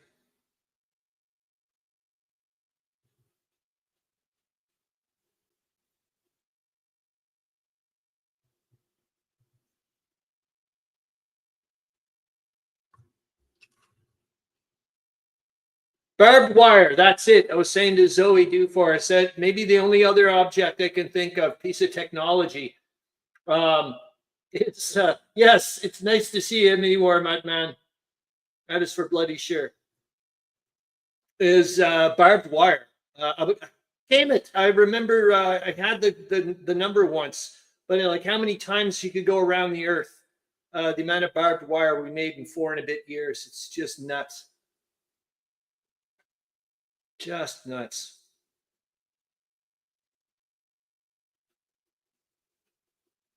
Yeah, and like I said, one of the reasons why I ended up wanting to do, like I said, let's do like if we're going to do a kind of a special, let's do a submarine special or whatever. Partially was also as well like I don't know, both Charles Latora and I seem to take a shine towards the Deutschland, and we're like, and I never got around yet again to showing the Peter Alexander thing. I've got it sitting here for Christ's sakes. No, it sucks. He says to me at work, so did nobody like listening to me talking about the Deutschland? I was like, oh my God, Peter. I'm like, no, I just got so sidetracked. I've completely forgotten about it, but it's still there. I just felt like such a dick. I'm like, no, don't give up, man. I'm going to send you more materials. All right, here comes my grilled cheese.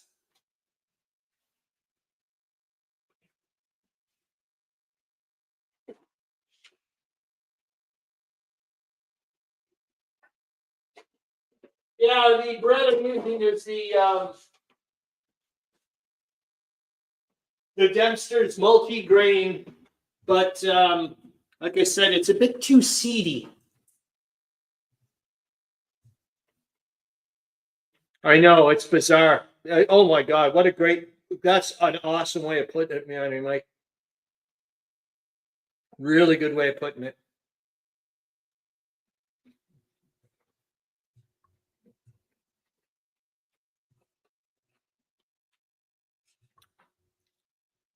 That can't be the end of it. That was 20 minutes? Holy shoots and ladders. Hold on here. I got to get to the next one.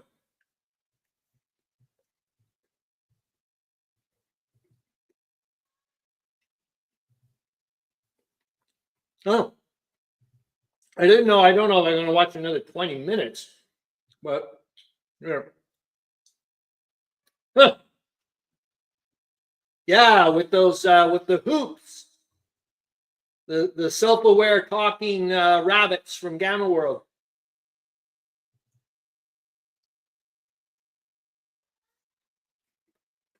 What do you want, puss?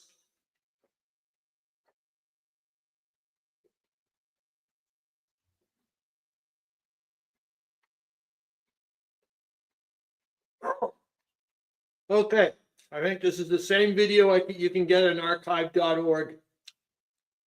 It's a little better quality there, I think. Except they have the weird timestamp at the bottom.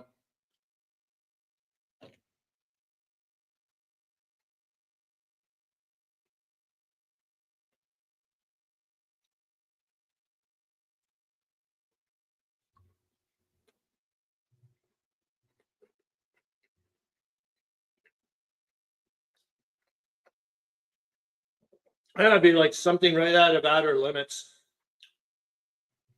I don't know about you guys, but you know the newer version that they did of Outer Limits, or I don't know, it was like newer version, but you know what I mean, like the '90s or whatever. Damn, that was a really good show.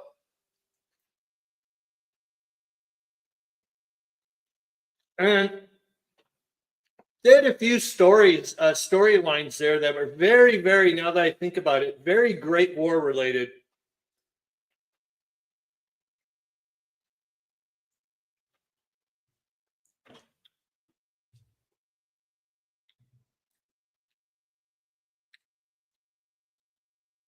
There you go, Meandering Mike. Get your arse together there. And you used to run RPGs. Oh God, I was watching one video where you watch them having showering on the sub, and there's a guy swimming out there, not like in that type of water, but it was like still, I was like, what the hell? Obviously, not going to be swimming in that type of water, but I was like, whoa.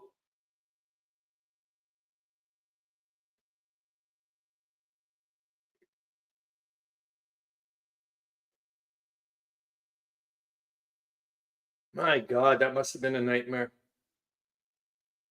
I never thought about things like that, about movement, and you're stuck in the tiny little thing like that. After a splendid fight. What the hell did the other boat do?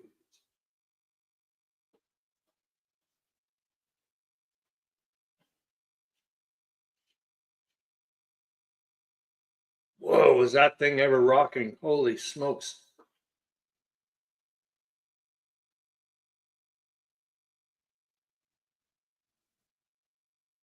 Well, this is a show I wouldn't, or films I wouldn't be watching before going off on a Disney cruise or something. Holy Christ.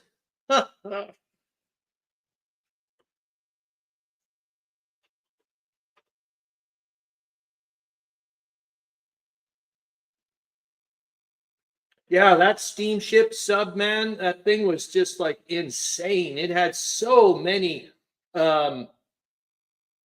it had torpedo tubes in the front and back, and also had some on the sides. It had one near the front that had actually like a turntable.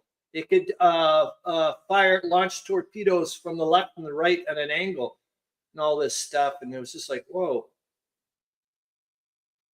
But the guy said, like, take a look at the.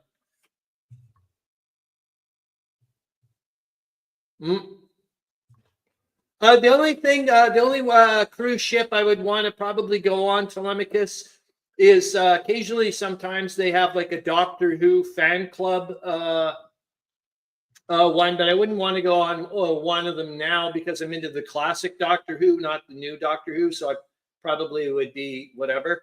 I know people don't. Some people don't believe it, but there is a fat man living inside my head, and the thought of 24/7 food, free food, where I could just wander around and eat all the time, just is like, whoa, that would be pretty neat. Yeah, it was neat to find out. I don't know about you, Tolemykus. I remember this barber I used to go to every year. I used to go to take a cruise, and he said one of the cruises that oh, are they? I didn't know that, Tolemykus. I didn't know they were much smaller cruise ships. Is the He said that even some of the big cruise lines have purchased islands, like little rinky-dink islands or whatever, and they're allowed to like have a private little spot for a while. I was like, whoa. Yep, this is the actual film I want a little bit of from the archive thing. Yep.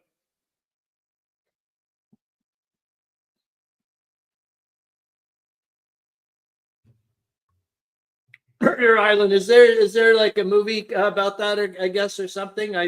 Or is there like a video game? I don't know. The cinematograph camera. Wow, I've never heard of that before.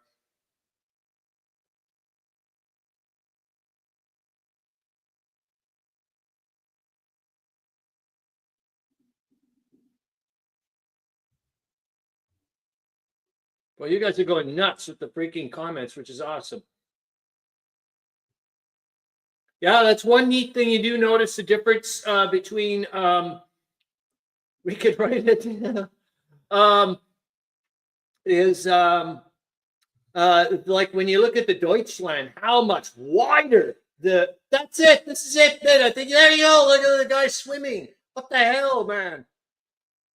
That is just like, whoa. I'd love to go swimming out in the ocean there. Imagine that. Like you're like that's the real deal. Holy cow, that'd be so cool. And what do you think that I noticed that before when I was watching a little bit? Yeah, it's true. Of course. What am I thinking? It's not the North Sea. What is that stuff that he had on his face? Is that like sunscreen or some kind of weird soap or what? That see that there? No, he's lathering up there. So what is that black crap?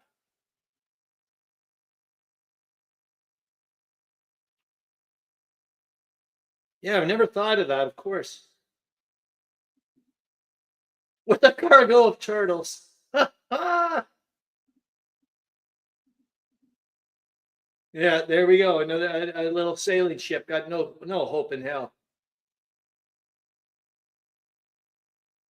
A cargo of turtles. I know.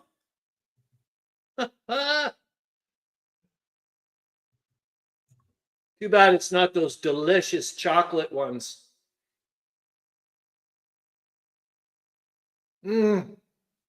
Actually, I went on a chocolate binge last week, and it's all due to the fact that I purchased some chocolates a little earlier on the Friday or whatever previous. No, I would have. She got them on the Monday or whatever, or the Monday previous, whatever. Doesn't matter. I got some chocolates for my boss, and I've been such a good boy, man, because of my pre-diabetes and all that stuff. Nope, I've never seen it. Tell us about it, Charles Latora, please. I'll just call you Charles for Christ's sakes now. This is just a normal. We're in a not official land.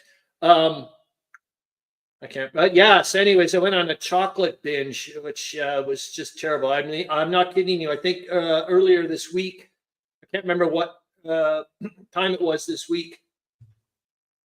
Hey, great to see you, man. Hope you're doing well. Yeah, we're just having a good old 100th here, man. Just looking at some old submarine videos and whatnot. About the U-35 hex to hex, it was the most successful submarine probably in World War I or World War II. Just monstrous. An old lady cruising, I'm on the crew, but that'd be a entirely different movie. Oh my God. We could probably come up with some interesting innuendo chat things that are like both. Oh, of course we could. Just think about you, Tolemykus. You could be you'd be the only seaman on the ship.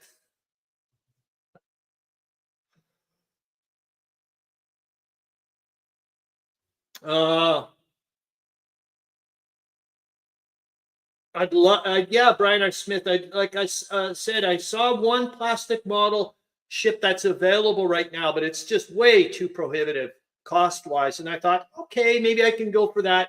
Darn it, I can't remember. It's some Japanese company, I think it's. But it's a story of a German freighter, a very, very old trainer stuck in Australia and deciding to make a break. Tried to get back to World War II Germany. John, oh wow. Thanks, man.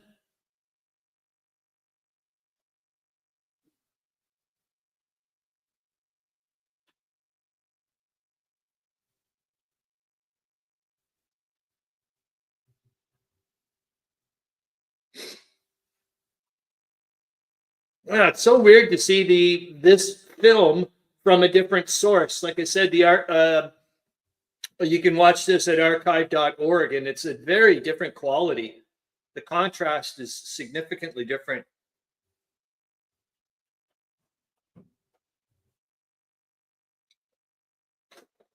Oh, we've heard of this cruiser. or at least I have in the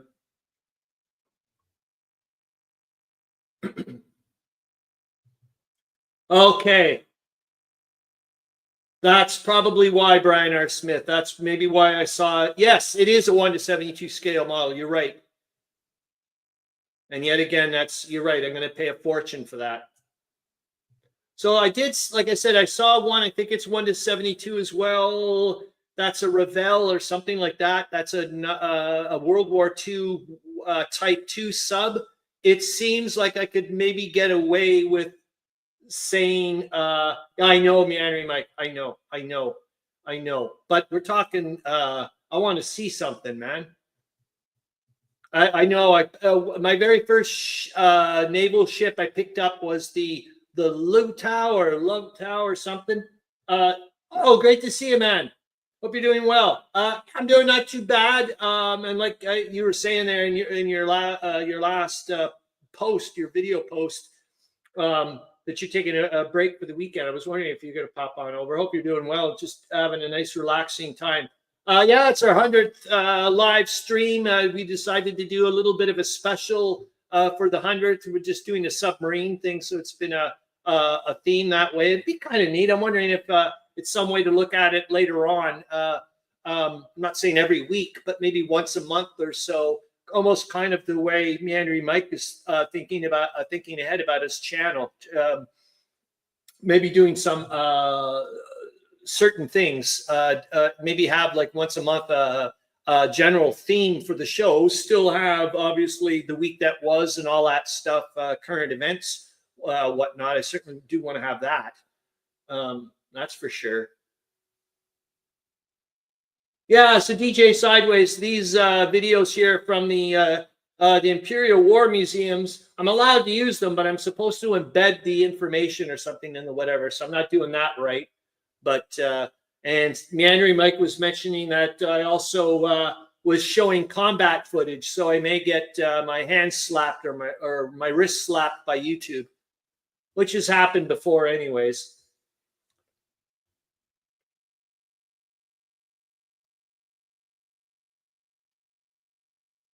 I wonder, darn it! I wanted. It's too bad we didn't have a little bit more of the Deutschland. Well, maybe next week. Like I said, I'll do something or whatever.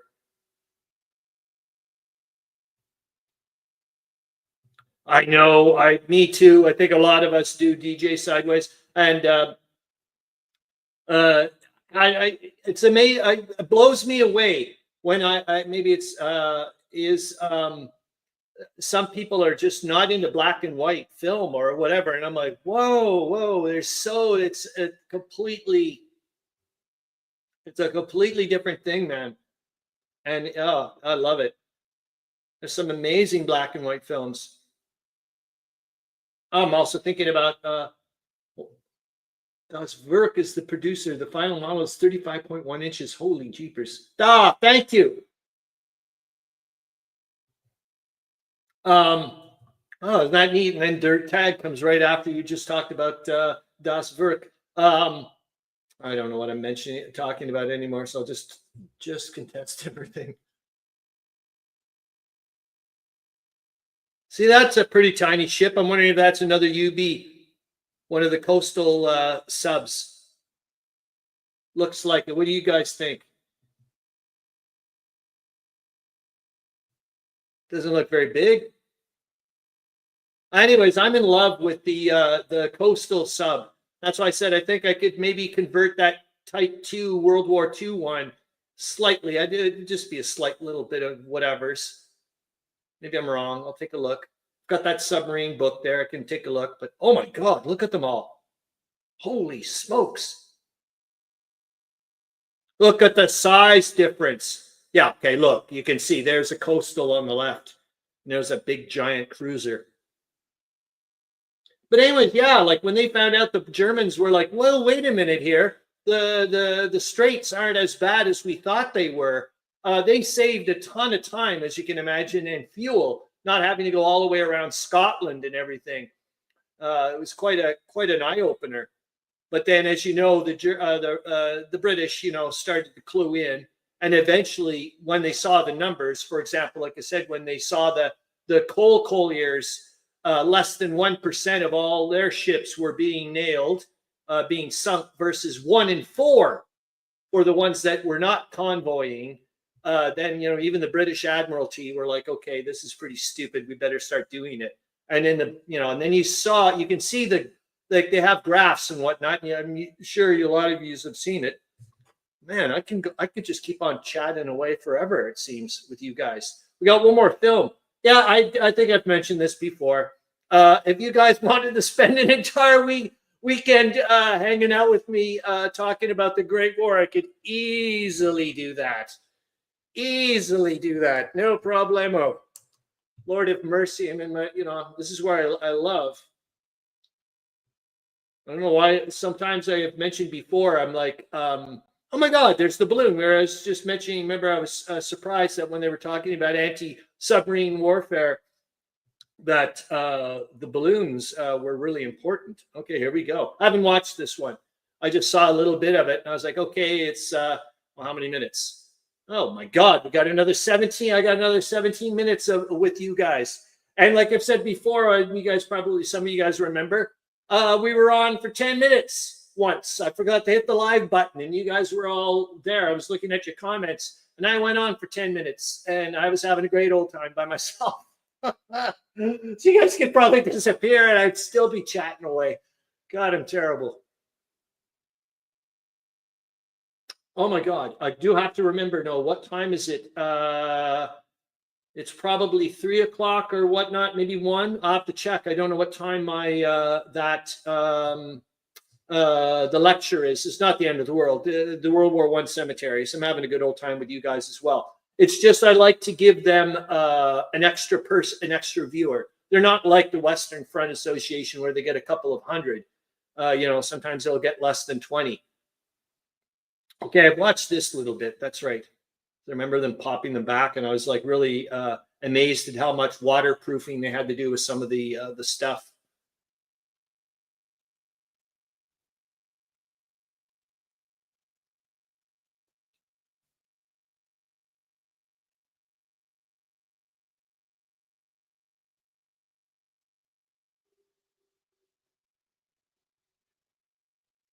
Anyways, yeah, and about the rationing, and also that eventually the British were like essentially commandeering your boat, and we're like, and your goods are going to rot, and so they're like, well, we'll buy them off you, and it was like, well, okay, you got better, better than nothing kind of thing.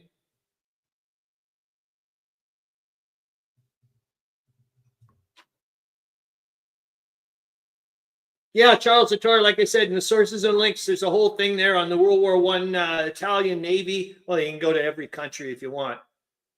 But like I said, I wanted to give you a little shout out towards there. Oh, I will say this, Charles Latora, as well. This is going to be your homework assignment. I'm just throwing this out. If you ever find anything interesting about the Italians in the Great War, and you don't think we know about it, for God's sakes, bring it up in the comments. This is what we're here for. Yeah, I will be. I'm just going to say it. I do miss Professor Latora's Head Scratcher of the Week. I know that, it's whatever. I do. I miss them.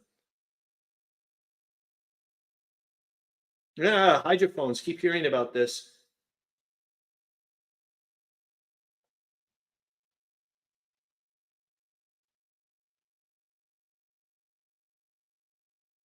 But for sure, I mean, let's be honest, the convoy system was what really helped. Also, that the British now were starting to, they had copied a depth charge, I do believe, of the Germans had been using. Also, the mines. I think it was more so the mines than anything. But I mean, at the very beginning, the British just didn't. Well, neither did the Germans really. Neither seemed to really clue in at how effective the submarine could be. Imagine if the Germans had just had more submarines, they could have really, they could have worked. They just didn't have enough. Nowhere, not even close to the amount enough. And they tried at the beginning to push the bounds beyond belief, doing things such as filling up some of their ballast tanks with instead of water with fuel, that type of shit. And like I said, bypassing Scotland, doing whatever they could to stay afloat for as long as possible. You know, and to create as much havoc as they could.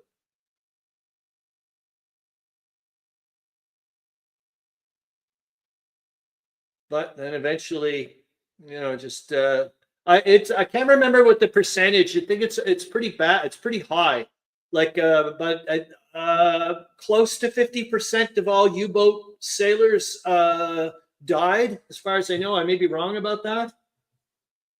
I'll try. Yes, I'm just saying. Whenever you find out about anything, just pop it on in. I'm not saying whatever. Like, I'm just saying, if you go, hey, that sounds rather neat. Even when you're doing your Raiders of the Deep game, which I would love to get, man.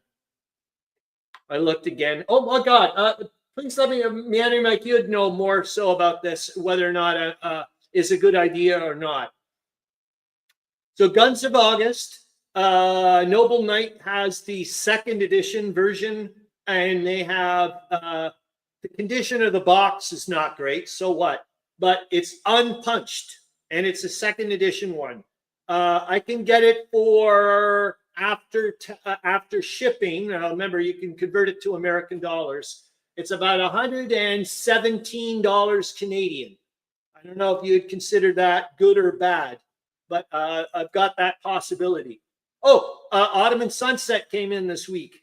I was surprised. Man, that's a heavy box, Charles Latora. I know you have it. Okay, that sounds high. Okay, thanks, Manny, Mike.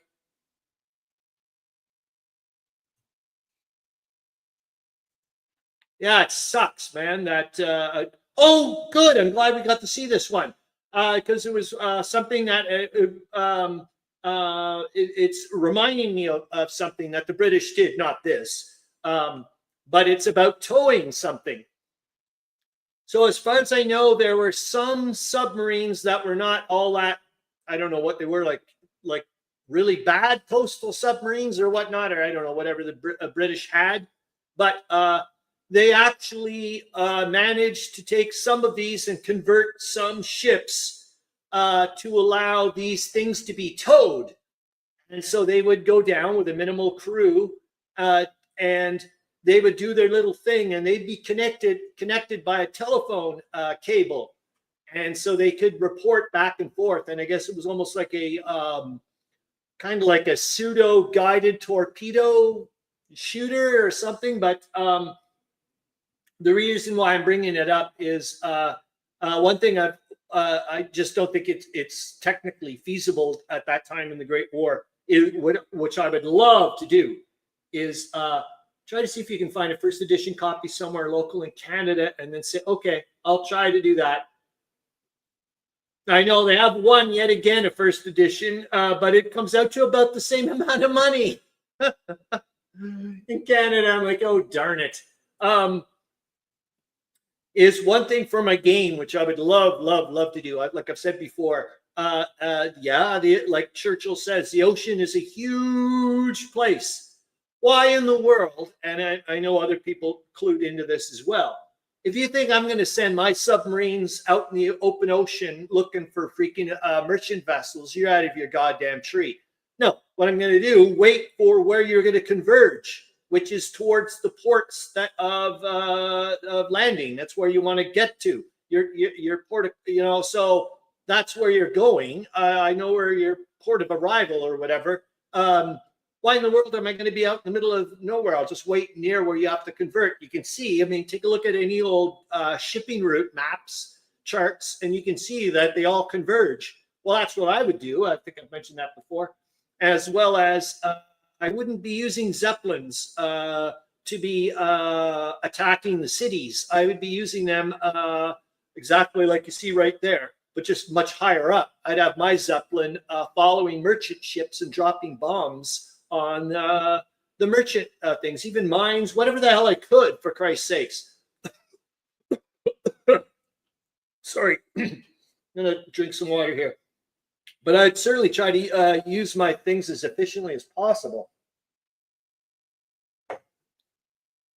I can't spot the U-boat. Can you?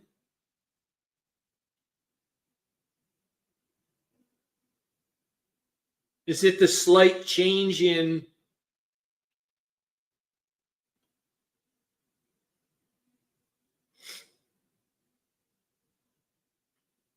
Anyways, I would love to use those coastal submarines and see if there's some ways of being able to detach them from an ocean-going vessel. You spot a merchant ship, you send out your little coastal thing, they nail the mother, and then you bring it back. I don't know if it's possible, but I'd love to do something like that. See, look, you got your Zeppelin above there, and you just drop bombs on the merchant ship. Makes sense to me.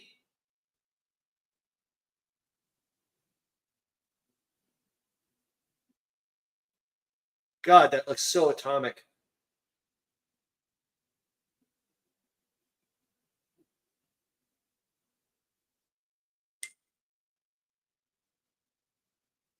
Oh yes, this is the last video, isn't it? And then I think I'm gonna maybe, I'm not sure, but I may have to rush off to that lecture. We'll see. Maybe 1:30 or something, because it's in San Francisco, like they say, the Bay Area. As far as I know, Charles, Latora, they are on still on strike. So I was surprised that I just purchased, remember, Autumn and Sunset through Board Game Bliss, and they sent it through another deliverer. And I just, of course, because I just watched Queen Mary's Christmas gift box lecture, I purchased a Queen Mary's gift box this week on eBay from a Canadian seller. I got a pretty good deal on it. I think it's one of the later gift boxes that's probably just has a brass veneer on it or whatever. It's not full-on brass. I'll find out when I see it. But I was surprised. I got it. It was free shipping. That was the main thing. And he sends it through the Canadian Post. And I was, whoa, look at that. That is so cool to watch. Is that he sent it through a secondary shipper as well. So I thought for sure I wasn't going to see that thing for a bloody for ages. Yes, exactly, Charles Latora, exactly. But I am also noticing that. Whoa, Brian R. Smith, trip.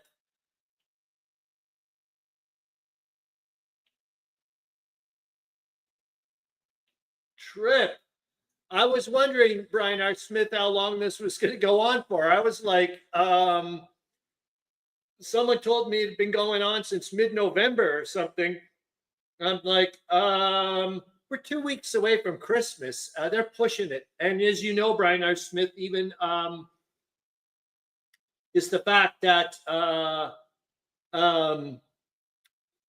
as you know, we don't normally do Saturday delivery like a lot of other countries, but we do for a certain amount of time during the Christmas season. Oh boy, those poor postal dudes are not going to be happy. They've been forced back to work. And secondly, they're going to be, oh my God, the volume of mail. All I know is Brian R. Smith, I just this week was like, maybe I should send some money to my electrical company because I still get my bill sent through the mail. And I was like, maybe I should do that just in case so I don't get nailed with interest. Yeah, I think we're almost over here. They're on Santa's naughty list, yes. For bloody sure, man. And we're in a weirdo time, as far as I know. Like we're just about the governments are about to switch over, or the federal government to the other side. I'm not going to say the dark side or the light side. It's all your own perception or perspective.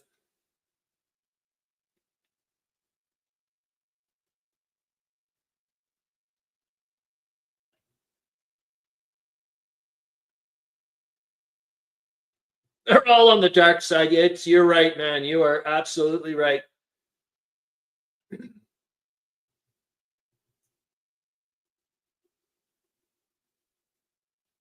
Oh, just got a craving for pizza.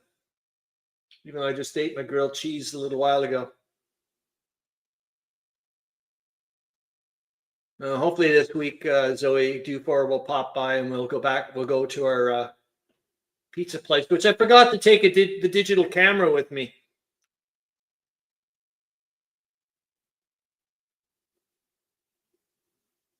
That's what happened to the British subs instead of going to the Soviets.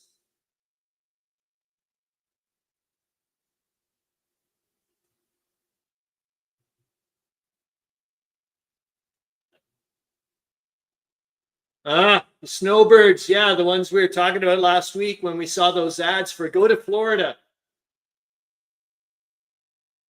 Holy shoot, that's going to be insane. Oy. Yeah, I'm just waiting on, I think, a couple of books and, well, and some bills.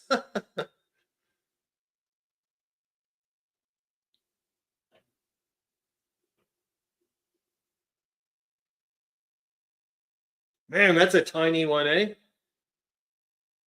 But look at the amount of people there to make sure it's brought down properly and everything. Wow, that is so cool.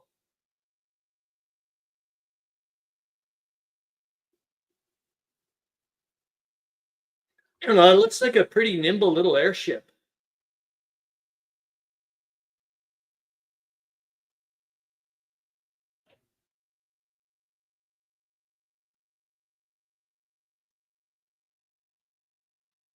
Wow, I didn't know they made them like that.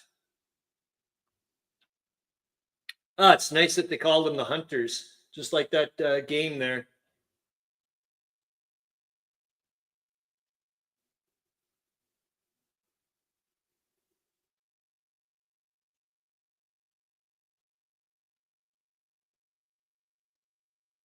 And that's it, eh? Oh, no, it isn't. How close are we? Awfully close. Oh, I'm going to feel sad to see you guys go. I've been having a great old time. But it's been 2 hours, for goodness sakes. Got things to do. You got things to do. Ah, great.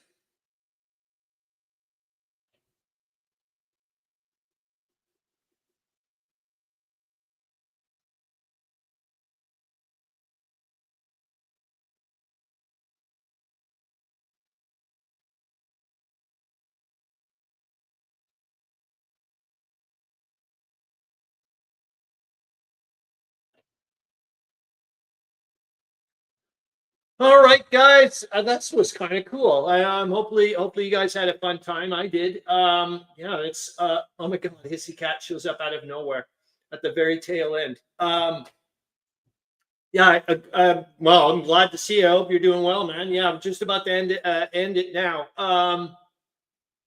That's it. Hopefully, like you're saying, Meandering Mike, hopefully this video, the live stream will stay up next week or tomorrow. Who knows? Oh, great. So was that, hold on here. Oh, is that the pub this morning? No problem. Probably watching your bloody football. We saw a bit of a football match, actually. So there you go. Brian R. Smith, thank you so much. What was your holiday schedule for the stream? I'm not sure yet, Brian R. Smith. I may take the 21st off. We'll see what's going on because there's a few things going on here. And this person here. Hey, Bird. Glad I could finally catch a stream. Hope you're doing well. Wow, I've never seen you before, and it's super great, great to see you. And I hope you're doing well. I'm not doing bad at all. Actually, this was an enjoyable, friendly little time, I think, as well. Oh, that's good. Meandering Mike. Yeah, that was it. I'm glad to. This was not bad at all, considering I was saying to Zoe Dufour at the beginning, I was like, oh, I want to have like a super. I'm like, that's just not the way I am right now, or maybe I never will be. Thanks again, guys. I'll see you hopefully next week for 101. This is crazy. Yeah, and I guess pseudo somewhat back to normal or whatever. and we'll do the whatever. Mind you, we've got a ton of ATA. William Arends can just chill. Like I think he said anyways, that some of that material is for next week with Transylvania and whatnot. Darn right, Meandering Mike, this was I really enjoyed this one. This was a lot of fun. Like I said, I was kind of like, oh, the video's over. I could have keep on going here. I was having fun. Okay, guys. Like I said, hope you guys have a great remainder of your weekend and great week. I'm gonna take a look at the time for that lecture, but I do want to go out and enjoy that sunlight as well. Okay, bye. Thanks a lot, guys. See you later. Thanks again, Brian R. Smith, for those pictures. Bye, guys. And of course, Tolemykus, for God's sakes, every week with your bloody quotes. I love them. All right, thanks, guys. Bye. And that's it. The chow y'all as well. See ya. Bye.